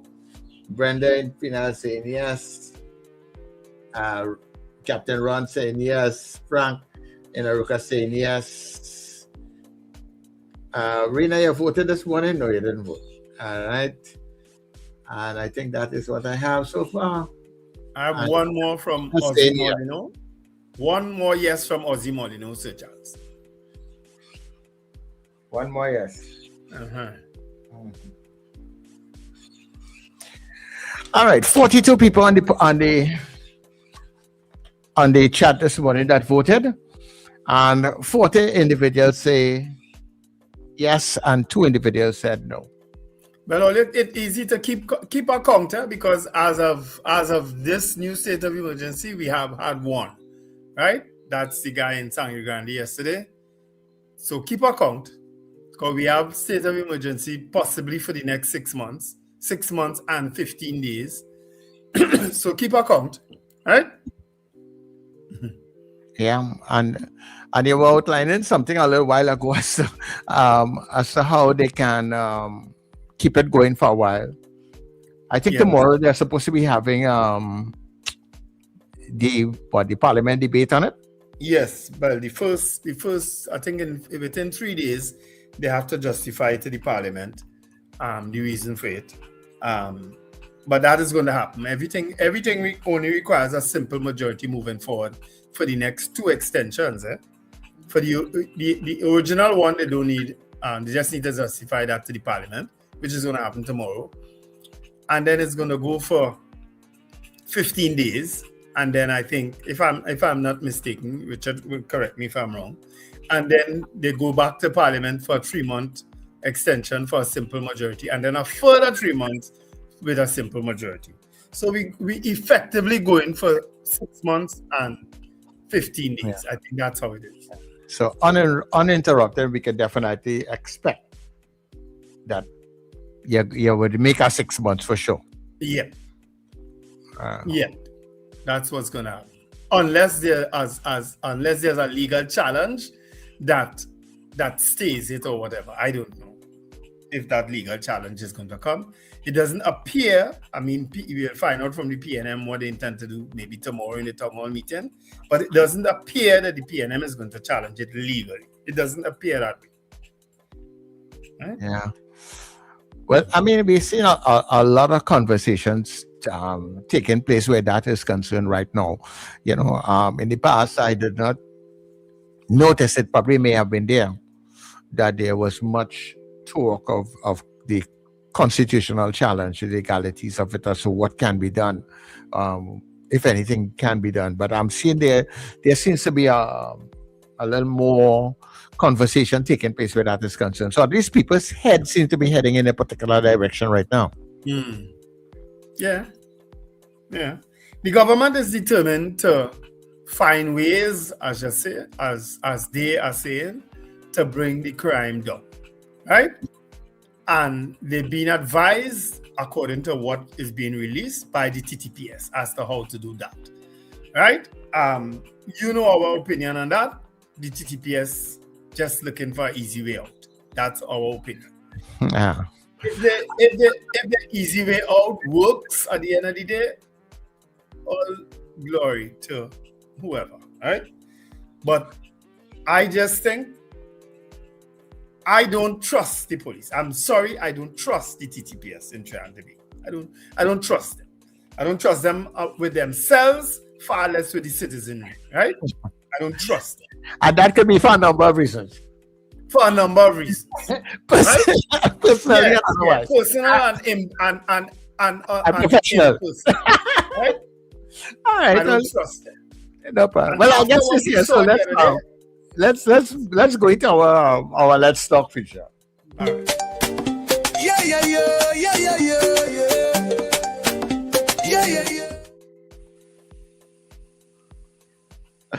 All right.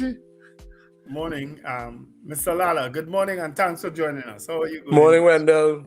How are you going? Good to see you guys. Yes, good to see you too. All right. Of course, we're talking state of emergency. Boom. If you don't mind me calling you. Yeah, no, of course. It's a long time. Yeah. What are your thoughts on this new state of emergency and certainly on the regulations that they have put forward coming out of it? Well, I'll start where you ended off. And not to quote you, but to quote a recent High Court judge who talked about the level of confidence in the police service of about 10%. And when you put measures in this, we all acknowledge we have a terrible crime situation that's not only started today, but it's been going for a very long time. You have to have confidence in the system that is going to enforce these regulations and going to deal with crime or come up with a crime plan. Now, we all know this is the third time within recent times. I think the citizens are quite aware of the parameters of a state of emergency, because what it does, it suspends your constitutional rights. What are constitutional rights? That's our basic fundamental freedoms that nobody could take away from us. Freedom of movement, freedom of speech, freedom to deal with property, issues that really go to the core of the citizenry.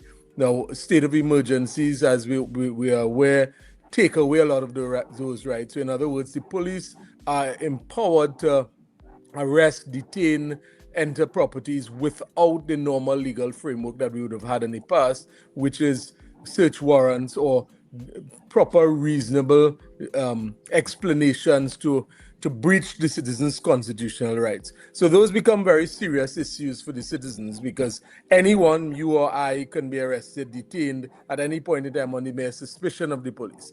Now, the hope and the trust in the police service and the national security apparatus is that it is operating within the parameters of fairness and justice.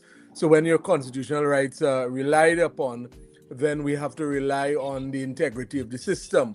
And that's where the point you were making, Wendell, when citizens do not have confidence, it's very difficult for these systems to operate. Now, the intention may be very well intentioned on the basis that crime has escalated beyond. I mean, we've been talking on air for over 20 years. We've seen crime escalate to a state that it's never been like 20 years ago. I mean, Richard has been in the court system his entire career. 20 years ago or 25 years ago, there were maybe 3 murders a year. The prosecutorial system was different. We're dealing with the same apparatus with a 10-fold increase in every aspect. We look at the front page of the newspapers today. Look at where schools have degenerated. Not revealing our ages, but when we went to school, we were straight as a pin because we'd get licks. And we understood the discipline in terms of how school operated and what we'll have to do. Because if you got licks in school, you went home and told your parents you're getting more licks. Now, that was acceptable. Now, that might be breach of rights now and involve litigation against teachers and what have you. So we have all seen in this system long enough to see the degeneration, and it can't be an overnight fix. You can't reach this stage and hope a state of emergency is going to fix anything. So again, for the citizens, they have to be aware. You have to be very vigilant now in terms of not infringing any law. If the police in any way confront you, do not be antagonistic, because their rights are increased beyond the normal operating times where there's no state of emergency. So the average citizen has to be aware that they may feel very uncomfortable by a roadblock or the way the police talk to you, or whether you're detained or searched or they want to search your property. You don't have the level of protection of the law that you ordinarily will have. Now, it is times like this, the media and lawyers always have to be vigilant to ensure that the police are acting within what the parameters of even the state of emergency are. So although they have all these wide powers, it doesn't mean that they could go and lock up who they want and break the law and act in whatever way they want to. Now, it gives them powers, but then again, that's the balancing effect that Wendell started off the conversation that I entered on, is you have to have faith and integrity in the system that is going to be operated in a way that the intent is to deal with certain elements or certain issues of crime that are going to benefit the citizenry. So we are with a state now. This is not the first, this is the third recently. It's probably the 5th or 6th over the last couple of years. It's running, but citizens are going to want to have the confidence to know that these states of emergencies not only bring results, but are done within a parameter that the average citizen who is law-abiding is not going to run afoul because of a dispute or fallout or miscommunication. And then it comes to the whole point of not the lack of explanation of even the breaches of communication. And I heard the trade unions on TV this morning talking about, well, they want a march, but they now don't want to run afoul that could be construed as causing a disruption. So again, there must be more dialogue in these things. What exactly do you mean? So we are very, we are, I don't want to say a village, but we are, as people, we talk, we express ourselves openly, we're very vocal, we may, as they say, might be out of timing sometimes, but whether it's malicious, whether our intent is meant to be criminal is another thing. So even the citizens have to understand that. Sorry, But you're talking about, some of the regulations under this SOE, as far as I'm aware, are different to previous SOEs, and specifically the freedom of speech component, and the issue that whether you can influence some disruption to public safety, and however that is considered by the authorities. And of course, that's a wide ambit. What is a disruption or possible disruption or influencing a disruption to public safety? And so, do you find that unusual in terms of the being targeted not only by media but by social media? And is that concerning to you?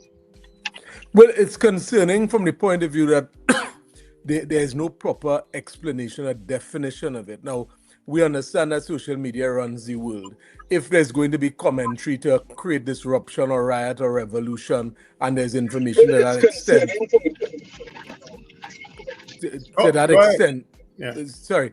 extent, yes. But then to the average citizen, and I look at social media, people are worried, well, look, if I make a comment, what is the parameters of this? At what stage do the police exercise their discretion or not? And that's why it is so important to have proper communication in these things. If the intention is that you're putting in a law for a specific purpose and there's a parameter that it's running, it should be explained in that regard, not so broad that if I say I don't like the state of emergency, or I don't like the police, or I don't like the commissioner of police, I don't like how it's operating, that I think in my mind that I'm encroaching the law. Now, I know as a lawyer, I'm not encroaching the law there, and I know the parameters, but the average citizen ought not to be in a position of fear in their understanding or interpretation of what it is.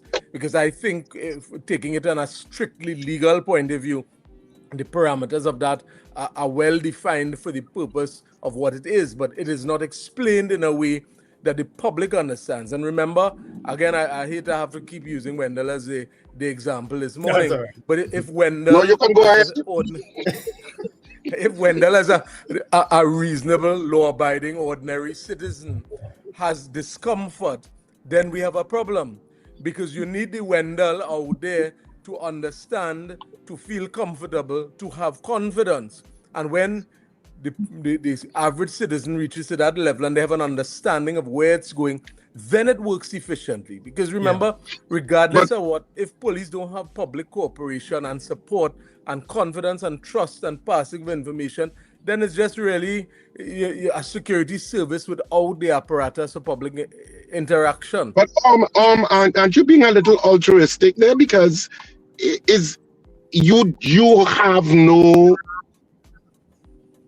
If the police has this kind of power under the SOE, it means what you are saying there in terms of even as a lawyer, knowing where maybe you are crossing the line or not, the discretion is really up to the TTPS.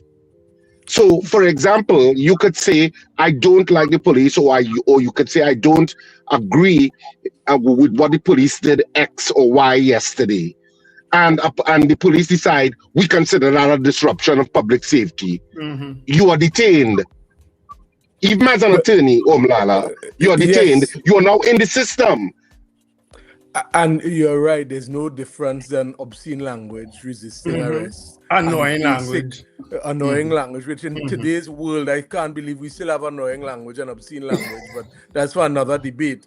But you're right, the police in a state of emergency have broad discretions in how they exercise their power. And you're right, they may want to come and arrest me after and say, well, the fact that you say you don't like the police, our interpretation is you're disrupting. And you, Wendell, Richard, and Sir Charles all have been conspiring, and you're right, taken to the extreme. And that's why it is so important to have dialogue to make sure there's an understanding of what the law is and keep the police on check and balance. And what is disturbing, we've seen recent judgments of several judges, Justice Sipasa, Justice James, making very scathing remarks about how the police conduct themselves. They've gone as far as to say start videotaping, tape, record, because there's that distrust in the system. So at a time like this, sorry to interrupt you. You just raised something in my mind that I'm wondering if, because of those comments from those judges, why are those judges then also subjected to actions under a state of emergency for making comments like that? Well, I don't think those comments are disruptive. Those are more, remember, they're making judgments based on the finding of facts. And they're looking at particular cases where police officers have heard judgments are made against the police officers, and it's analyzing of facts. I hear you another home, but we just went through a whole gamut of saying how subjective it is interpretations could be to any police officer at the end of the day. It's up to him how he interprets whatever he said. If he interprets a judge saying that, listen, you can record any police officer, and police officers should be made to pay for their when they bring criminal charges against people that are dismissed. Can that be considered disruptive? No, because that is the law. That is the law. Mm-hmm. The law is you can file civil proceedings and compensation can be awarded. Look at even the failure of the prosecutorial system. You have the men with the Vindra Coolman murder.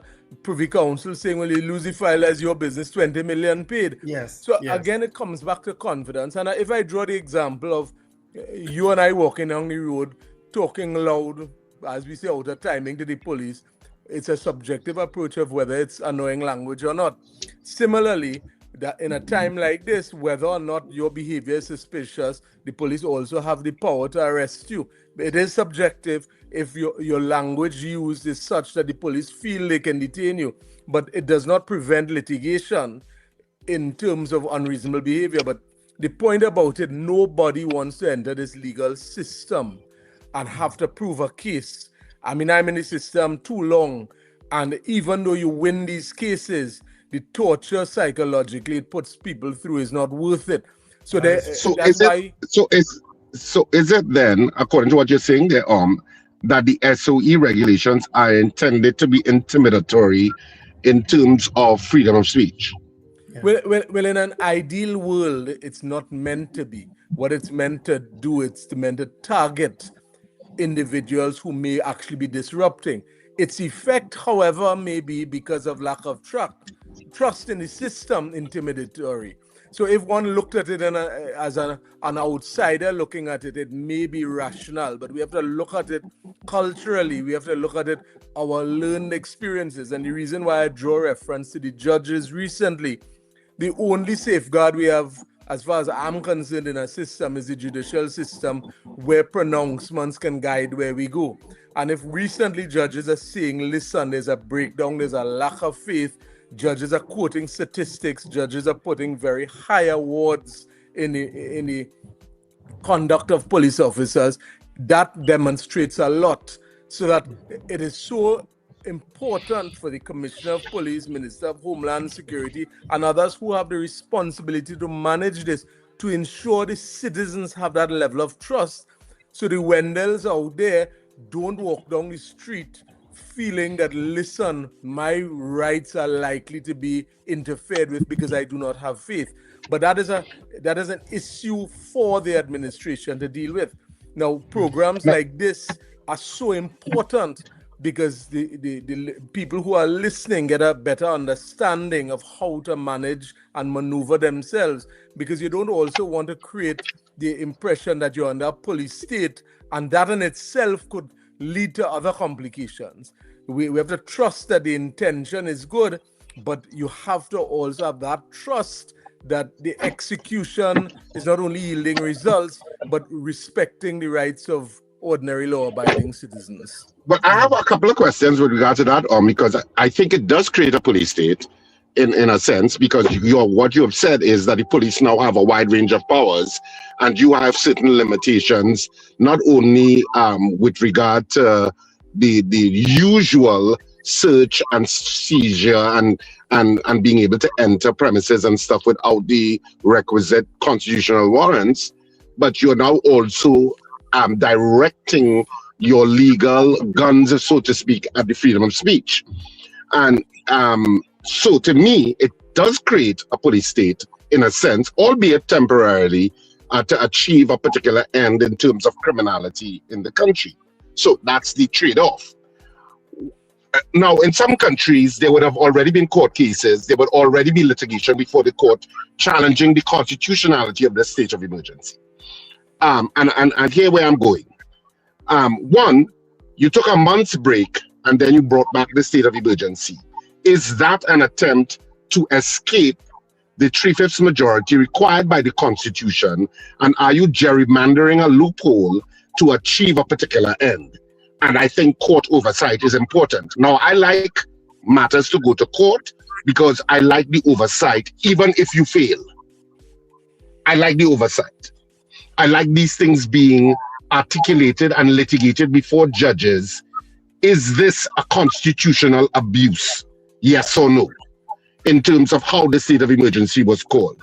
And should you be able to just take a few days break and bring back a state of emergency to escape a 3/5 majority? I think all of these are questions that have to be ventilated in the court system. Well, I agree with I agree with the court system. That's why I draw a reference to the judges who are bold enough and have to maintain the independence and integrity to make pronouncements in unpopular situations and say things that need to be said. For example, what they've been saying about the police recently. Now, the problem with national security is not everything that is in their purview can be revealed. Now, whether it is just a deliberate attempt to bypass the independent senators or whether there is information that really warrants it, it's not within my purview because that's within national security. And again, that's where trust in the system has to come in. Does the population believe that there is information that warrants this course of conduct because the law permits it? The question is, you have to show results, you have to have communication, you have to endear the trust of the population that these extreme measures are done for a purpose and are going to yield a result. Now, by all means, matters ought to be litigated. I don't know why when there's a shift in governments, certain lawyers go quiet and they don't litigate. But again, the system, the legal system is what you use as your only bastion of independence that allows protection to exist in the system. And a robust judiciary is important. But again, you see, national security is covered in a veil deliberately and legally, that even if there's going to be an insurrection, they're not allowed to come and say, well, we're calling a state of emergency because we know there's going to be an insurrection. And that's where the gray area comes. And it comes back to the Wendell point. You must have confidence for these things to operate effectively. Otherwise, you end up in a state of suspicion and lack of confidence in the operation of these matters. Yeah. Well. You now have a contextual history, and hear me out. You had carnival. You had a calypsonian, Helon Francis, singing a song that was somewhat scathing of the government. His mic is cut. Some people believe he's censored. Some say TDT had a technical difficulty, only for his performance. Whichever side of the fence you're on, that's what happened. It's a fact that we didn't hear the rest of his calypso in a live broadcast. You then had the Minister of Homeland Security saying, oh, they may consider legislation to think about CCTV and whether you could give footage, whether when police are doing some sort of arrest or whatever, that you should have to pass it to the police first before you release it on social media. Something along, I'm paraphrasing, but along that line, indicating control. All right? A judge weighs in on it. And then you have a state of emergency that's called, that actually inputs into the regulations things that seem to limit conversation, especially with regard to police behavior, presumptively, because we don't know what the line is. We don't know what the line is that is going to say you are now influencing public safety. Don't you find all that somewhat curious and adding up? I wouldn't see those two examples as a reason. I mean, they are curious, yes, but I mean, we have to look at the broader picture. Murders are still high, crime is still high, home invasions are still high. We have a problem. I mean, it's disturbing when you look at the newspapers today and see what is going on in the schools. And in spite of even police being put in the schools, you have gangs operating in schools. So you have fundamental problems. And if the criminal justice system, so to speak, has failed, then you reach last resort mechanisms, as unpopular as it may be, to find solutions. Because if we continue trying to put plasters on, we had reached last year or the year before 600 murders. I mean, untold of crimes. The amount of home invasions that take place that are not reported are astronomical. And if you deal with victims of home invasion, as I have, and you hear what they go through, it is horrendous for the law-abiding citizen. So it's a balancing exercise. I agree. How do you manage this runaway horse that holds all law-abiding citizens in one sense at bay, has people terrified, and how do you balance it in terms of, listen, you have to stop this in an aggressive way, and not by just coming up with plans and policies, but, again, I'm not in the national security infrastructure to be able to pronounce on it, but these things, if they're not done with consequences and results and building back trust, and that's why I say, even the Commissioner of Police, I've said it before, he needs to start training his officers and schooling them in their lectures on human rights and interaction with people from a legal point of view. Because if I don't disagree with that. But do we need? I get what you're saying, and yes, the state has, and I know it's a balancing act, of course, but I'm also being devil's advocate in looking at the other side. And I think what is unusual about the regulations this time around is that issue of the freedom of expression, because that has never been limited, as far as I'm aware, in Trinidad and Tobago's history post 1962. I can't remember a time where your speech was limited. But maybe I'm subject to correction. Maybe there was a time. I just can't remember it. Well, as you said earlier, maybe something like that should be taken to the court for a statutory interpretation of what the context is. I mean, I think we have to also take into account that the world is run by social media now. So 1962 till maybe 10 years ago, social media did not have the impact. When we look at the Arab Springs, for example, revolutions all over the Middle East were created by just Facebook. So again, we have to also contextualize and balance where the power of social media, TikTok, Instagram, Facebook now is more powerful than the word of any politician. So again, but I agree that there must be a parameter, a clear understanding, because you can't also have very young people under the age of 18 wondering, I don't have a constitutional right to freedom of speech, because then it starts to skew where they're going.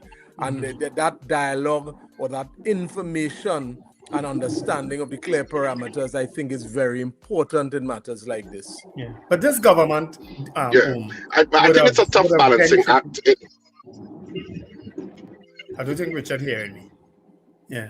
Go ahead, Wendell. Yeah, I'm saying this government would have benefited from a social media presence, a heavy social media presence when they were in opposition, which helped them to gain the power and the seats that they have. Why now attack that same thing that you benefited from? Is it that they are afraid? I mean, is it a scare tactic, as someone asked earlier on in the chat?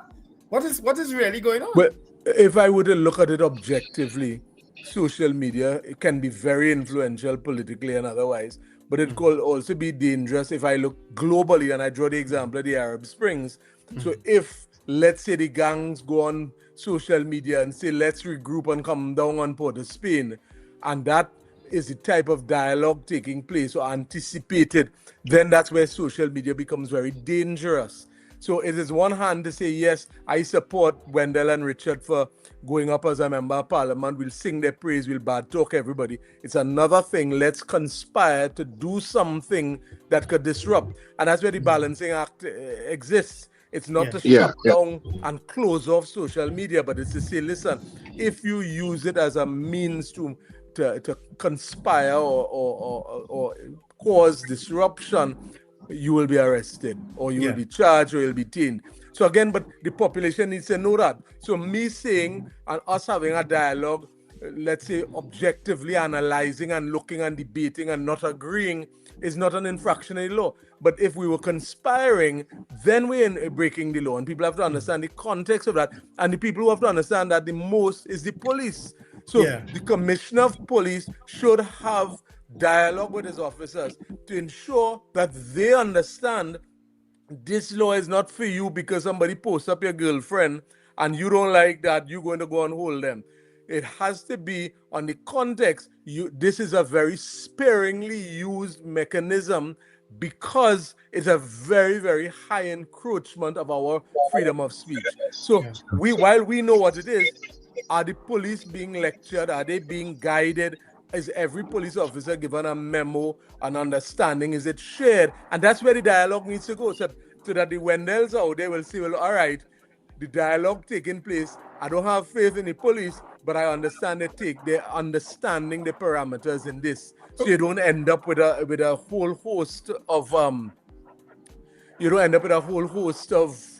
litigation after or distrust continuing.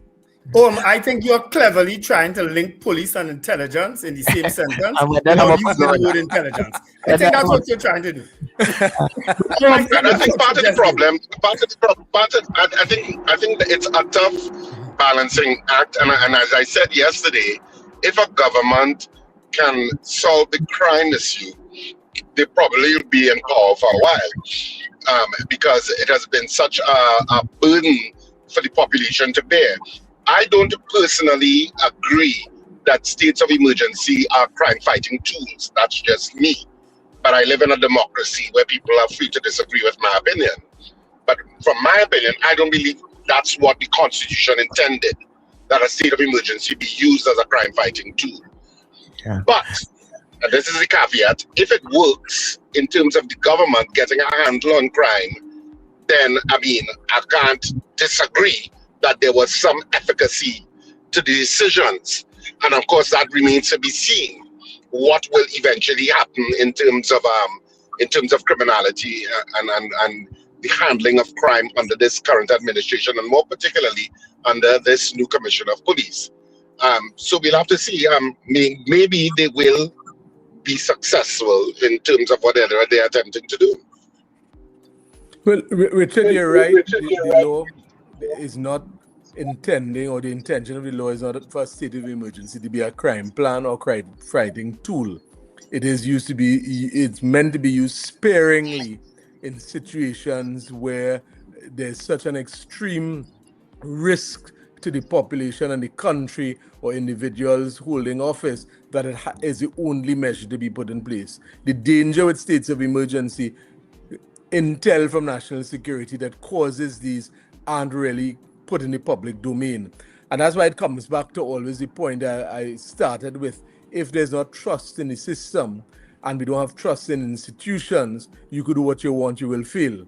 And we have to have that level of dialogue and trust in order to reach the point where we not only have faith in the police service, but this crime problem that we've faced for the last 20 years that is unacceptable. We have generations growing up only knowing crime, whereas we would have grown up in a time where we could have done anything, gone anywhere, do anything, and that was normal life for us. We hope for that to go back, but imagine you have an entire generation out there who only knows crime, only knows things with this level of pressure.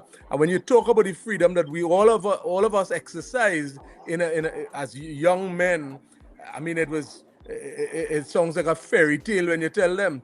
So if we have to put all measures in place to deal with it, to get crime under control, we have to, but we can never sacrifice the rights of the individuals, freedoms and constitutional rights insofar as innocent, law-abiding people are protected and not taken advantage of by the failure in institutions to do what they're supposed to do. I just wanted to find out, as we're talking about it, I agree with Richard, and and a lot of what said that it's not a crime fighting tool, should never be used that way. As a law-abiding citizen, we know it's extraordinary times, so I will give up my freedom to get certain things done, but I'm not expected to do that all the time. And when I give it up, and so quickly after an SOE ends, we are back to an SOE again. What signal should our government be saying, even to the police, because there should be something tangible taking place within that particular period? If it is some of the courts we have to fix, the backlogs we have to deal with, the police operations and this dismantling. When the citizens don't see all of these things, how can they be expected to buy into this whole situation? Let me add to that, Let me add to that, what Sir Charles just asked here. We just came out of a state of emergency that was supposed to have dealt with certain criminal elements and certain criminal gangs. We were told that it was largely successful. We were told that murders were reduced by so many percentage amount, right? So the people, the detainees who would have been held during that last state of emergency, most of them were subsequently released. What then did the TTPS put in place to ensure that these guys didn't go back into the same life again? What was put in place? Why do we need another state of emergency to deal with something that the police seem to have all the information on? Why do we need it? Well, you see, the problem is we aren't going to be privy to what the reason is, because that is the veil that state of emergencies operate under, that there is information, and that's why it comes back to you have to trust what the police information is, that there's a real and immediate threat that causes a state of emergency, and it all boils down to trust. Now, if they say they are coming, beating their chest after a state of emergency, we've succeeded, we've done well, we have everything under control, and then a month later they say we need our next state of emergency, it's either a failed or a completely new threat has arisen that was not contemplated and not part of what you fixed. But it's whether you have convinced the citizens that you are making strides in a way that there's a level of confidence. And again, the public dialogue, and I use the examples of court because it's probably the most legitimate source to use, do not demonstrate that there's that increasing level of confidence in the way in which the police are operating. So again, unless you are able to demonstrate, and then remember, in a social media age, if the commissioner of police is not convincingly satisfying the public that, listen, they are on the right path, have faith in them, they're creating strides, the Homeland Security Minister is not demonstrating that in a meaningful way, then sure, you can impose whatever laws you want, but if you don't have trust of the people who elected you and the population, then it weighs against you. So that is the responsibility they have to face. This just seems to me to be a situation with numbers. In other words, once we get the numbers down, that's a success.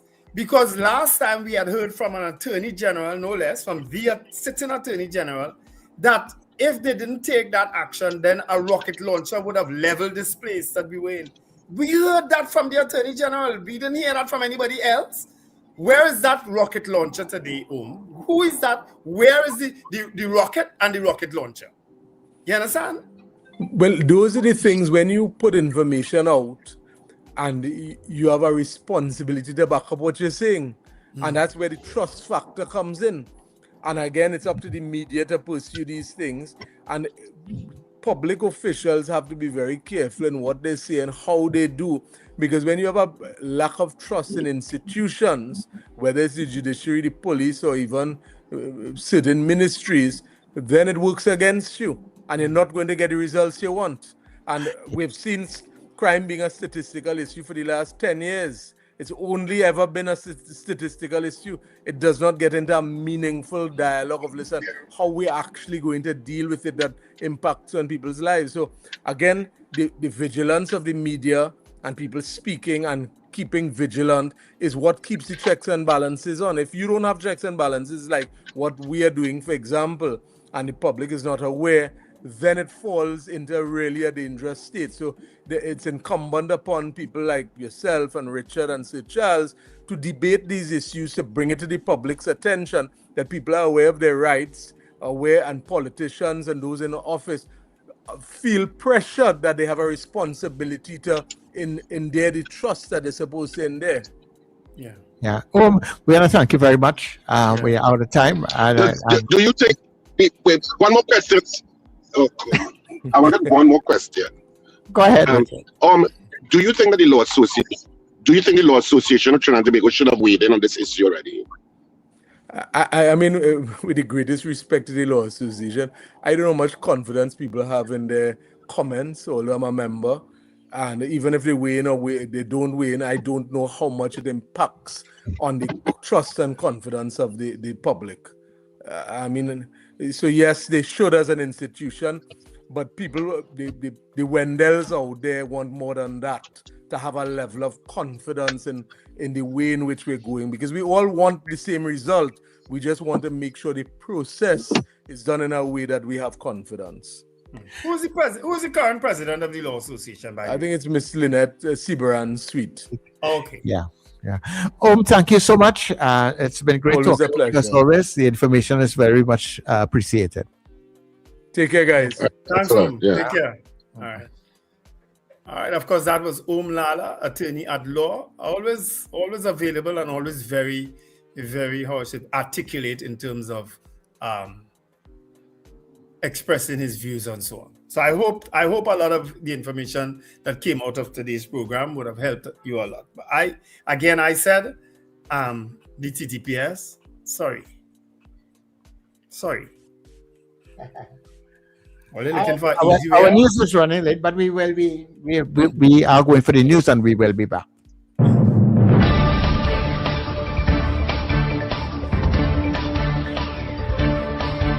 The news you need, the clarity you deserve.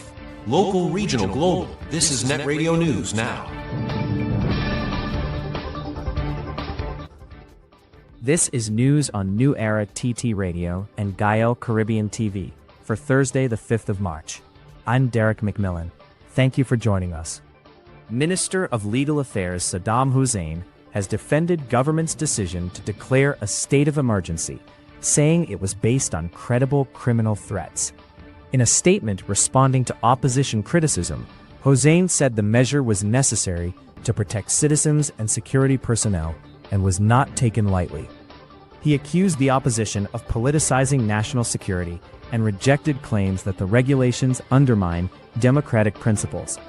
Hussein noted that the current provisions mirror those used under the previous administration. The state of emergency grants expanded powers to law enforcement, including enhanced detention and search authority, as government says the action is aimed at curbing escalating criminal activity. The National Trade Union Center of Trinidad and Tobago has responded to government's declaration of a state of public emergency. In a statement, NATU condemned criminal activity and expressed support for lawful and constitutional measures to protect citizens and members of the protective services. However, the organization said emergency powers must be temporary, proportionate, and subject to democratic oversight, adding that workers' constitutional and industrial rights must not be affected. It called for the protection of collective agreements and due process, and urged government to provide adequate resources and compensation for frontline and essential workers. NATUC also emphasized the need for long-term social and economic measures to address the root causes of crime.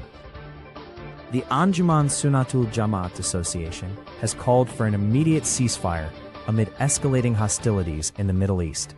In a public statement, the organization expressed concern over recent military actions and retaliatory strikes, citing reports of civilian casualties and damage to schools, hospitals, and humanitarian facilities.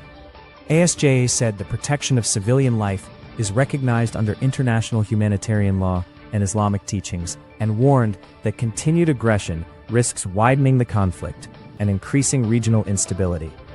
The association urged all parties to return to diplomatic dialogue and prioritize the safety of civilians. It also called on members of the Muslim community to remain united and to pray for peace and stability.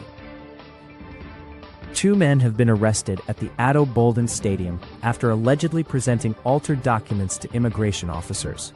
Around 9:45 a.m. Tuesday, a 27-year-old San Fernando man handed over his passport, but officers noticed the entry stamp appeared tampered with the year allegedly changed from 2022 to 2024. When informed of the offense, he reportedly admitted altering the date.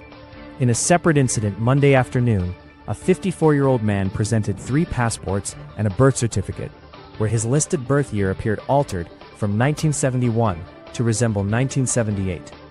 He claimed his children made the change. Both men were taken to the Couva police station. Investigations are ongoing. In crime news, police in Marival are investigating a robbery with aggravation after a 79-year-old man was carjacked on Monday afternoon. Around 3:45 p.m., the Blanchisseuse resident was sitting in his silver Kia Soul along North Coast Road near the Pillars when 2 men approached and ordered him out of the vehicle. The suspects drove off with the vehicle, heading south through Marival. Investigations are ongoing. Meanwhile, Caroni police are probing a larceny trick involving a 54-year-old woman who was defrauded of furniture valued at just over $2,000 during a Facebook transaction. The items were collected by a man who failed to make payment. Police have identified 2 suspects. In Tobago, police are investigating after a partially decomposed female body was found at sea off Mount St. George. The body later washed ashore at Blenheim Bay. Officers reported a rope around the neck and several identifying tattoos. In international news, residents in Iran say the scale of destruction from ongoing U.S. and Israeli strikes is unlike anything they have experienced before. Tehran has been under heavy bombardment since February 28th, with military and political sites targeted. Iranian officials say more than 160 people, including children, were killed when a girls' school in Minab was hit. The White House says it does not target civilians and is investigating. Locals describe constant explosions, homes shaking, and skies filled with smoke. Many residents are staying indoors as security forces increase their presence on the streets. Internet blackouts and checkpoints have made communication difficult, while food prices rise and long lines form for fuel and bread. Some Iranians say they fear for their families, while others express hope that the conflict could bring change. With the country's supreme leader killed in the first wave of strikes and attacks continuing, many say they are uncertain what comes next, but believe life in Iran may never be the same. And that's the main stories at this time. That was news now. Stay informed with New Era TT Radio, NETT Radio.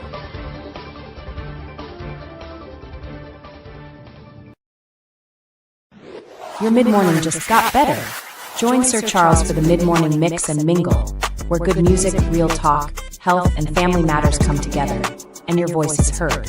Whether you're at work, on the go, or just taking a break, this is the perfect mix to keep you engaged, informed, and entertained. The mid-morning mix and mingle, weekdays, 9 a.m. to 12 noon on New Era TT Radio, NETT Radio.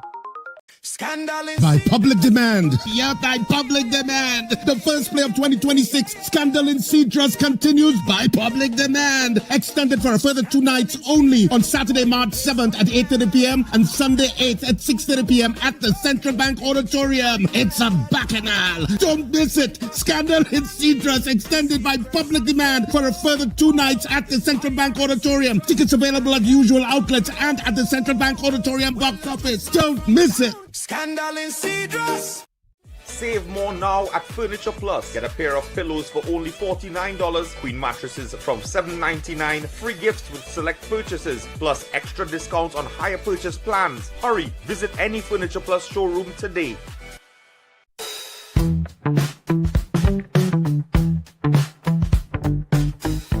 S&H Rumbox 137 Western Main Road, St. James, for all your retail and wholesale needs for alcohol and non-alcoholic beverages. Call us at 686-0599 or visit us at 137 Western Main Road, St. James. S&H Rum Box. Drinking out of the box.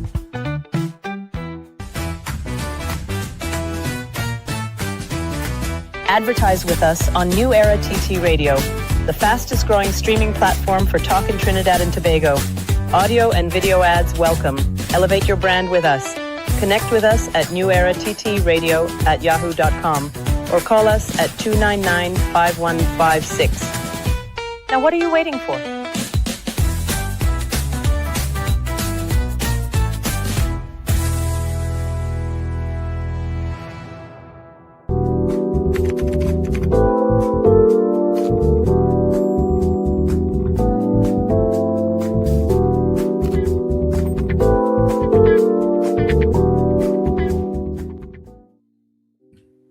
Okay, everybody, as we welcome you inside of the final session of the breakfast show here on New Era TT Radio and Gael Caribbean TV. Good morning once again to our Gael family and also to the people who are streaming on our Facebook and YouTube platforms. People, we are multi-dimensional in the morning, because you're on Gael, you're on YouTube, you're on Facebook, you're also on our newerattradio.com website, and you're also on TuneIn. That's like 5 different platforms you're on, Mm-hmm. Yeah. So, but we're happy to be here with you. Very interesting talking with Om Lala there. It was a short notice. I really want to compliment him and thank him. Yeah, Om is always very available and very articulate. Yeah. And I was just studying with the whole thing, because like when our government, says, okay, well, we are going to a state of emergency, which is no doubt is the last resort, and I never talk for myself, but for me personally, so okay, well, let's see where it goes, because we had a last administration, we had this crime problem, so let's see where it goes. So you suspend your rights for a little bit, but you expect to see certain things being put in place. Why in this particular period, this 6 months to a year, however long it is, you expect to see certain changes. So when it ends, and then less than a month, it's like we back the river. But soon as done nothing, you essentially achieve nothing. Everything just flow back to, and it's just normal. And they should have been expecting that. So it's kind of hard to accept it. Yes, it is. It is hard, and especially with some of the measures that are now in place in terms of speech, it just goes to show all the threats coming from certain ministers. Well, the Homeland Security Minister about what people saying and sharing. As Om said, I really don't pay too much thing on the speech, because I wait to see where it will go to. In the sense to ignore that, Sir Charles, because I'm not saying ignore it, but I don't according to what you see, you will know also, so I really wait to see if anything, and because like what I see in the normal, what people post on the bloggers and those kinds of things are basically, I consider them to be a lot of normal things. I mean, the one or two who have really gone overboard, like when they say Mr. Maduro come for the prime minister, that kind of, that I expect action to be taken and things like that. But by and large, the majority of persons, I don't know, but maybe people feel it in different ways, This government is going to become as unpopular as the last government because of the ineffectiveness and inefficiency of the TTPS. That's all I will say. I said it back then, the TTPS would have been the downfall of the last government, and they'll be the downfall of this government if they're not careful, if they're not mindful. You understand? That I said that then, and I'm saying it again. The TTPS needs to do their work. That's what they need to do. If we have criminal elements, if you have known people who are doing certain things, go and deal with it. Do not use a state of emergency and have the whole country under lock and key and under tenterhooks, because now you see police coming in your neighborhood, you're wondering what they're coming for or what they're going to do. Who next? You know what I mean? Come on, that can't be a way to live. That can't be a way to live. And for all the people who say, and people saying, Wendell, you're blacklisting all the police, you know, but it's not a matter of that. I don't think it's like that. But there are some good police officers. I think there are a lot of good police officers, and they are the ones who are supposed to rein in these bad ones too, you know. Nah, that ain't happening, Sir Charles. It has not been happening. Yeah, it seems that the bad ones are overpowering the good ones. Yeah. You know, they've always overpowered the good ones. So Charles, I've seen it myself. I've experienced it. The good ones say nothing or just say. Yeah, but they can't do, or when they try to say something, they transfer them and put them somewhere else or silence them. Yes, Sir Charles. They wait. They sit there and get promotion and pension. That's all they focus on. Our next promotion and the pension at the end of it. Yeah. That's what they focus on. Look at this Brent Thomas matter, and I'm going back to that. Right? As I say, the Brent Thomas matter happened in the previous government, right? There was a previous Minister of National Security and a previous Prime Minister and a previous Commissioner of Police. All that changed after April, and we still talking Brent Thomas.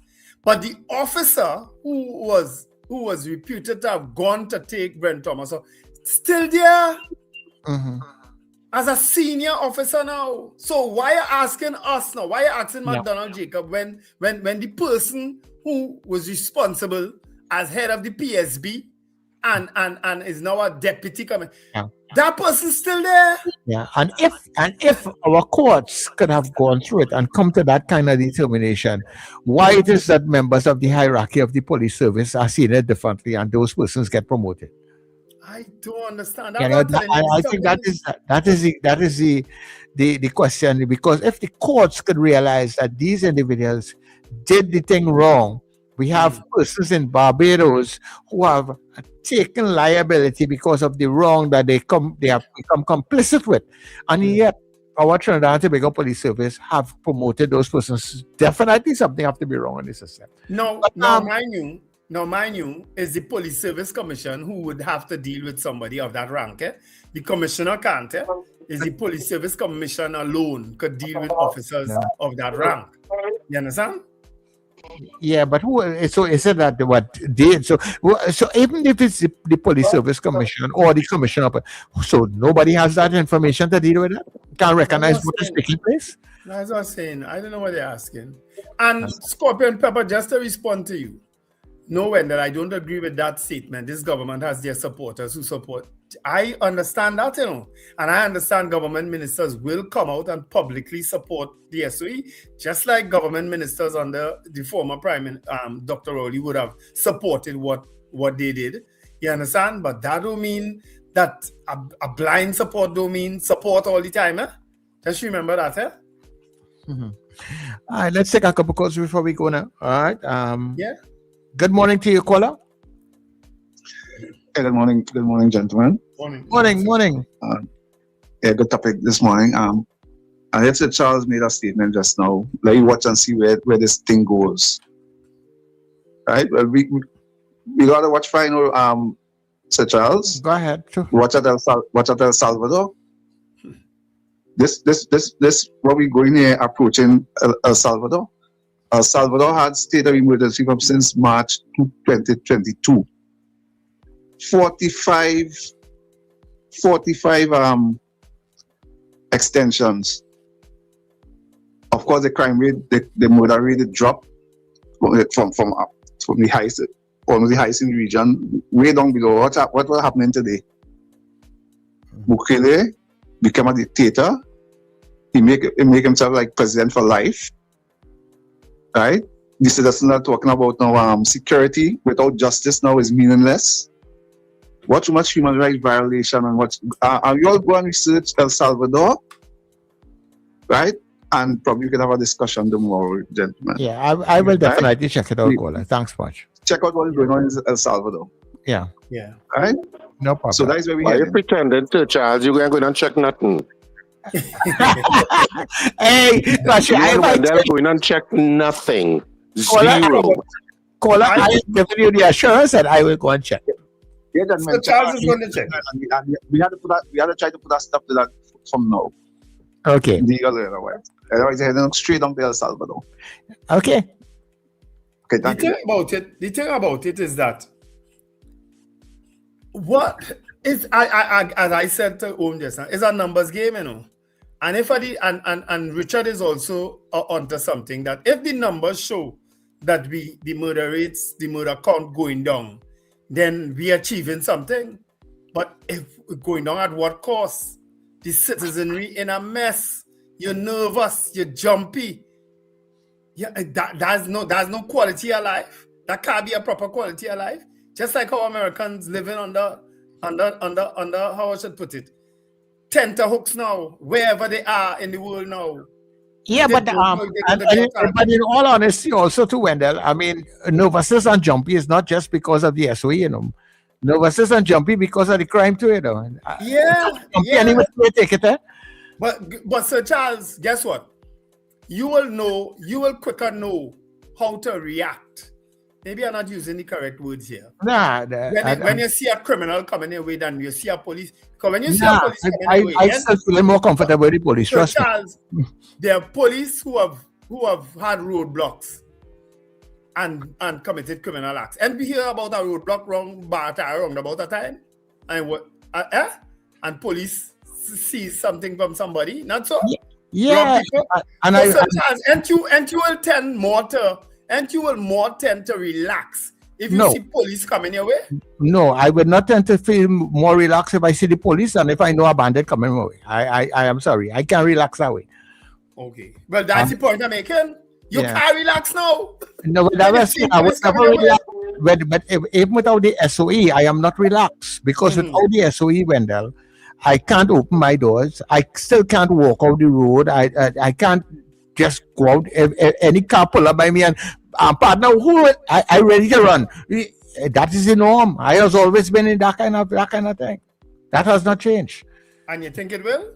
I don't know if it will, but I can't say that. But I can't say it's the SOE that have me jumpy that kind of way. Trinidad. Call one minute, Wendell. Let's take this call. Caller, good morning. Good morning, Richard. Good morning, Wendell. Good morning. Mr. Charles. Good morning, Arima. Morning. Thank you very much. Yes, I have a message to WASA. Yesterday, social welfare in Tunapuna had no water. Plenty pensioners had to go back home because of the water situation. WASA, get out there and fill up the tanks and them because people now don't have no money. They have to come back today or come back the next day. They have no money. All you get with the program, it's too much happening in this country now. And the SOE, you don't know where you stand with that. Come on, WASA. Don't have the pensioners suffering enough. Get with the program. Yeah. Thank you very much, Ms. Arima. Richard, long time he ain't talked to WASA, you know when, Richard? Yeah, it's a long time he ain't both WASA. Yeah, he ain't talked to WASA for a while. Caller, good morning. Morning, gentlemen. I'll be very brief. Listen to the conversation, very interesting. But ask the question this. It's not just when I had the CARICOM SF meeting. That would have been about just over a week ago, where praise was given to the Americans for sharing the intelligence and contributing to the reduction in crime. And boastful. What transferred between that period and the calling of a state of emergency recently? That intelligence is no longer being shared? Good question. You understand? And the other interesting thing too is what is the association? If it is have persons, the objective of the state of emergency is to deal with the criminal elements whom you claim that you know, right? And you are going after them. Then what is that association in terms of taking away freedom of expression and gathering of persons with the general public? I would like them to explain that to me. All right? Yeah. Thanks very much. Thanks very much, caller. Greatly appreciate it. Captain Ron, good morning. Good morning, gentlemen. Happy Thursday. Morning, Morning. First of all, I want to say congratulate you guys on the interview just heard. Om Lala. He's always very clear and with his interpretation of the law. It's easy for even my grandmother to understand what he's saying. So very good at that. And I love the questions that was put to him. Very nice. Wendell, I agree with you because I have a problem still. I'm still wondering if they can't solve just a crime like that happened in the police precinct where the marijuana disappeared and end up with wood inside there, where all the cameras are. It's a very simple case to solve. How can we trust them? Well, I mean, up to now, I'm still wondering if they still have the marijuana they found in Caroni, where they said the mosquitoes were too much for the police to go in there. Where is that drug? Is it still there, or is it just a pack of wood they have there now? Anyway, guys, have a good day. All right, take care. Yeah. Is that the same marijuana that went missing? I don't know, you know. Well, we just saw bags on a boat, yeah? We don't know what exactly were in the bags, yeah? Yeah. You know? We need to find out what they do with these things when they have them, you know, especially when the police collect all these drugs and nobody is caught. Because, you know, we have plenty of that. 9 out of the 10 times, nobody does be held. You just get guns, you just get ammunition, you get narcotics, nobody just get hold. There's somehow, according to Johnny Abraham, when the police reach, the criminals don't know what's going on a long time, right? Good morning, Mr. Abraham. So in a city, what do they do with all of these things that they collect? Where does that go? Do they destroy them? Or I don't want to say nothing about what they might do in between this period. They have a commissioner of police read an interview that I didn't ask that question. Why don't you all have a public display of destroying these things? Yeah. Because you're in hold nobody, so it ain't for no case. You understand? You're in arrest nobody. You seize drugs, you seize ammunition, you're in arrest nobody. So it ain't no case. You understand? It's just to destroy it, not so? That's it. You know, so I think a lot of people are very stressed about the situation, and my best advice to you is that there is a play on this weekend called Scandal in Cedrus, which is on at Central Bank Auditorium. So forget all of your worries, SOE and otherwise, and come and stress at Central Bank Auditorium this weekend at Saturday at 8:30 p.m. and Sunday at 6:30. Scandal in Cedrus is on the box office at Central Bank Auditorium, open from 12 noon to 6 p.m. daily.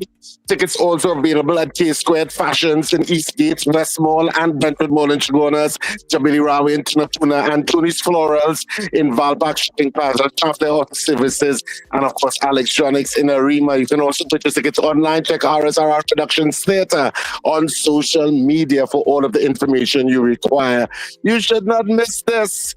Trust me, you will leave in a better frame of mind before you entered. Richard, can I give you a little piece of advice? Sure. You see the part where when I think you come back from the intermission and you were talking to Alexander. I was talking to a person called Alexander. Right, a person called. That's what I said. You notice I didn't say any minister name. I didn't say minister this. I just said who the person Alexander. Play that as a clip to advertise your show. Let's play that. That little conversation you had with whoever. That will sell out the show. That will sell out the show. That will sell out the show. Hold one minute. Let me take this caller, please. Caller, good morning. Hello, good morning. Morning, gentlemen. Morning, Rockaway. How are you doing? We the good. Gentleman who spoke about El Sal. Hello, you hear me? Yeah. Yeah, the gentleman who spoke about Trinidad heading on the road of El Salvador. I would really love him to call and give me the lotto numbers for tonight because he seems to have a crystal ball. Putting that aside, I was in Trinidad under the SOE, and honestly, I didn't even know I didn't even feel there was an SOE going. The only time they had an SOE in place.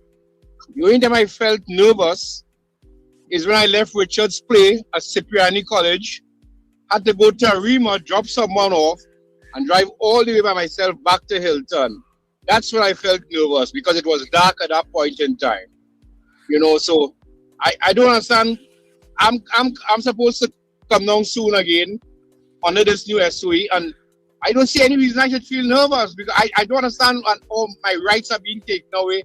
Maybe I'm being naive, but gentlemen, honestly, I haven't heard anybody, I haven't heard any law-abiding citizen come forward and say that their rights have been taken away under the 2 last SOEs. I have heard none. So I'm a law-abiding citizen. So I don't think I will feel any way about it. Okay, gentlemen? Okay, cool. Have a good day. Yeah. And that's largely because that there's no curfew in effect. And a lot of people are saying, well, why don't we have a curfew, you know, in certain, well, even if you can't have a curfew in certain, I think actually you can, Richard, implement curfews in certain areas. Because in effect, some of those regulations can amount to a curfew for some people, you know, where they said they could tell an individual not to live there or not to go there. You understand?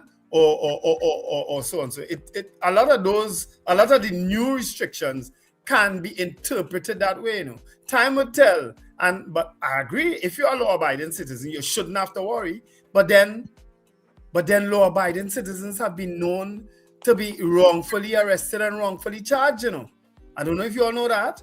Judges have pronounced on that lately too, you know, where people have been wrongfully arrested and they've had to give them compensation, and which is why they said that the police should be made to pay. The officer who would have done it should be made to pay.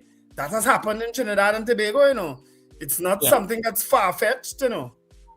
You know, we're happy that most law-abiding people have not gone through that. You understand?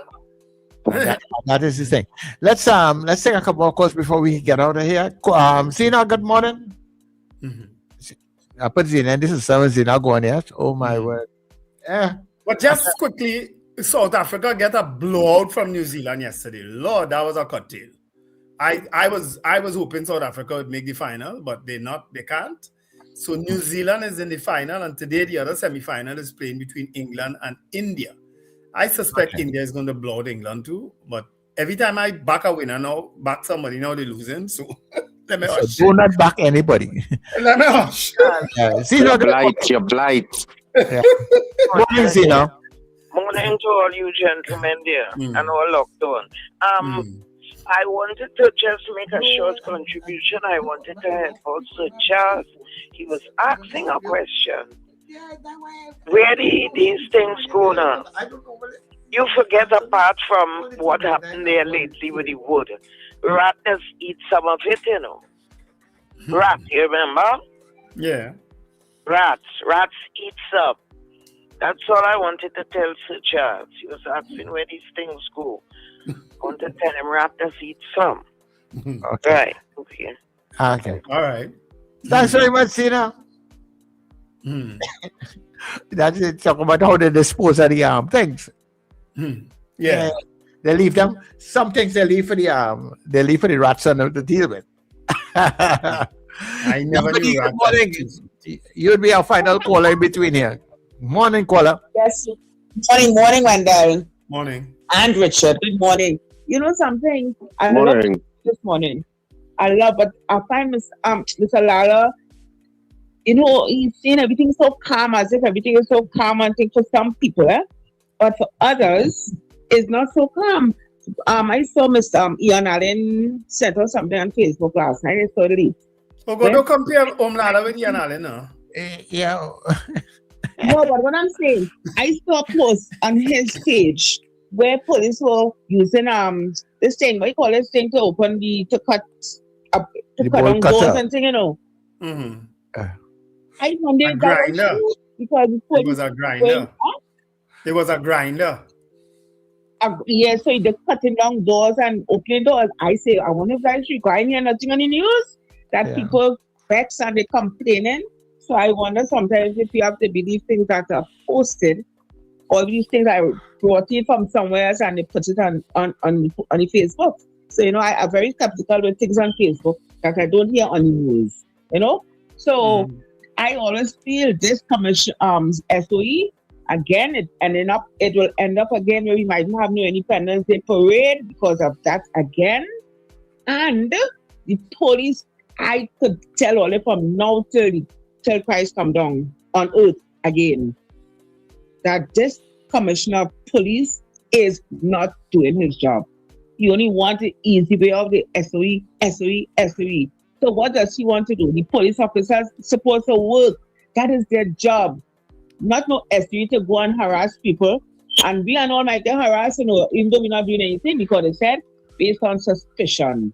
So you see me, I find this SOE come like when they take a medication and they take this thing over and over and they get better, it will come like they get immune to it. And all these regulations, all these regulations, I find something is drastically wrong with this particular government who wants to have a police state and a dictator at the head. Anyway, you all have a wonderful day. Okay, no problem. Mr. Abadi, stop like me with Lincoln.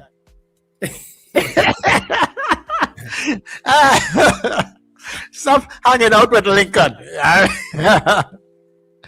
long as I can help it, most of my time will be spent out of Trinidad and Tobago. As long as I could help it.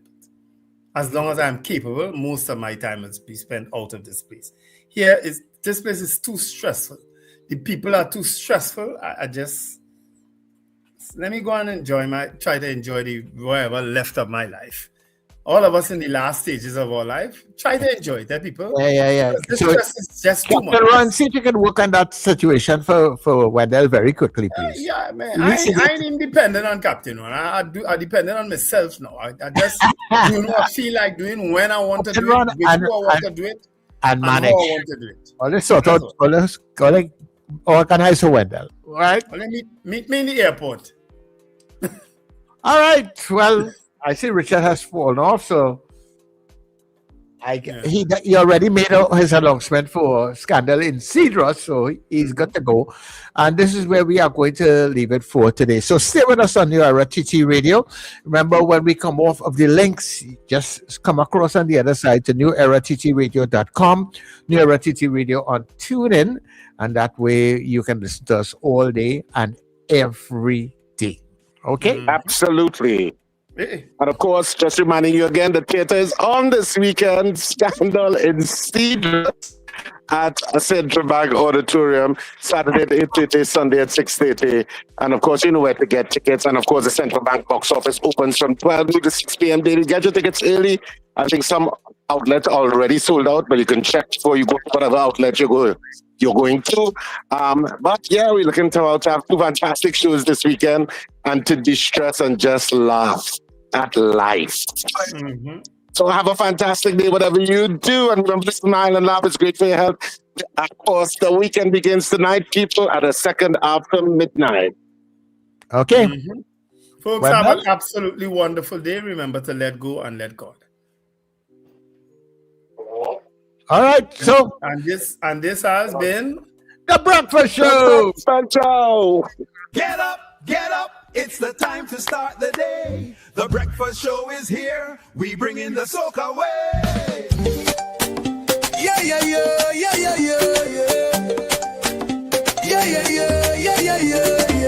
Wake up, it's a brand new dawn. The Breakfast Show.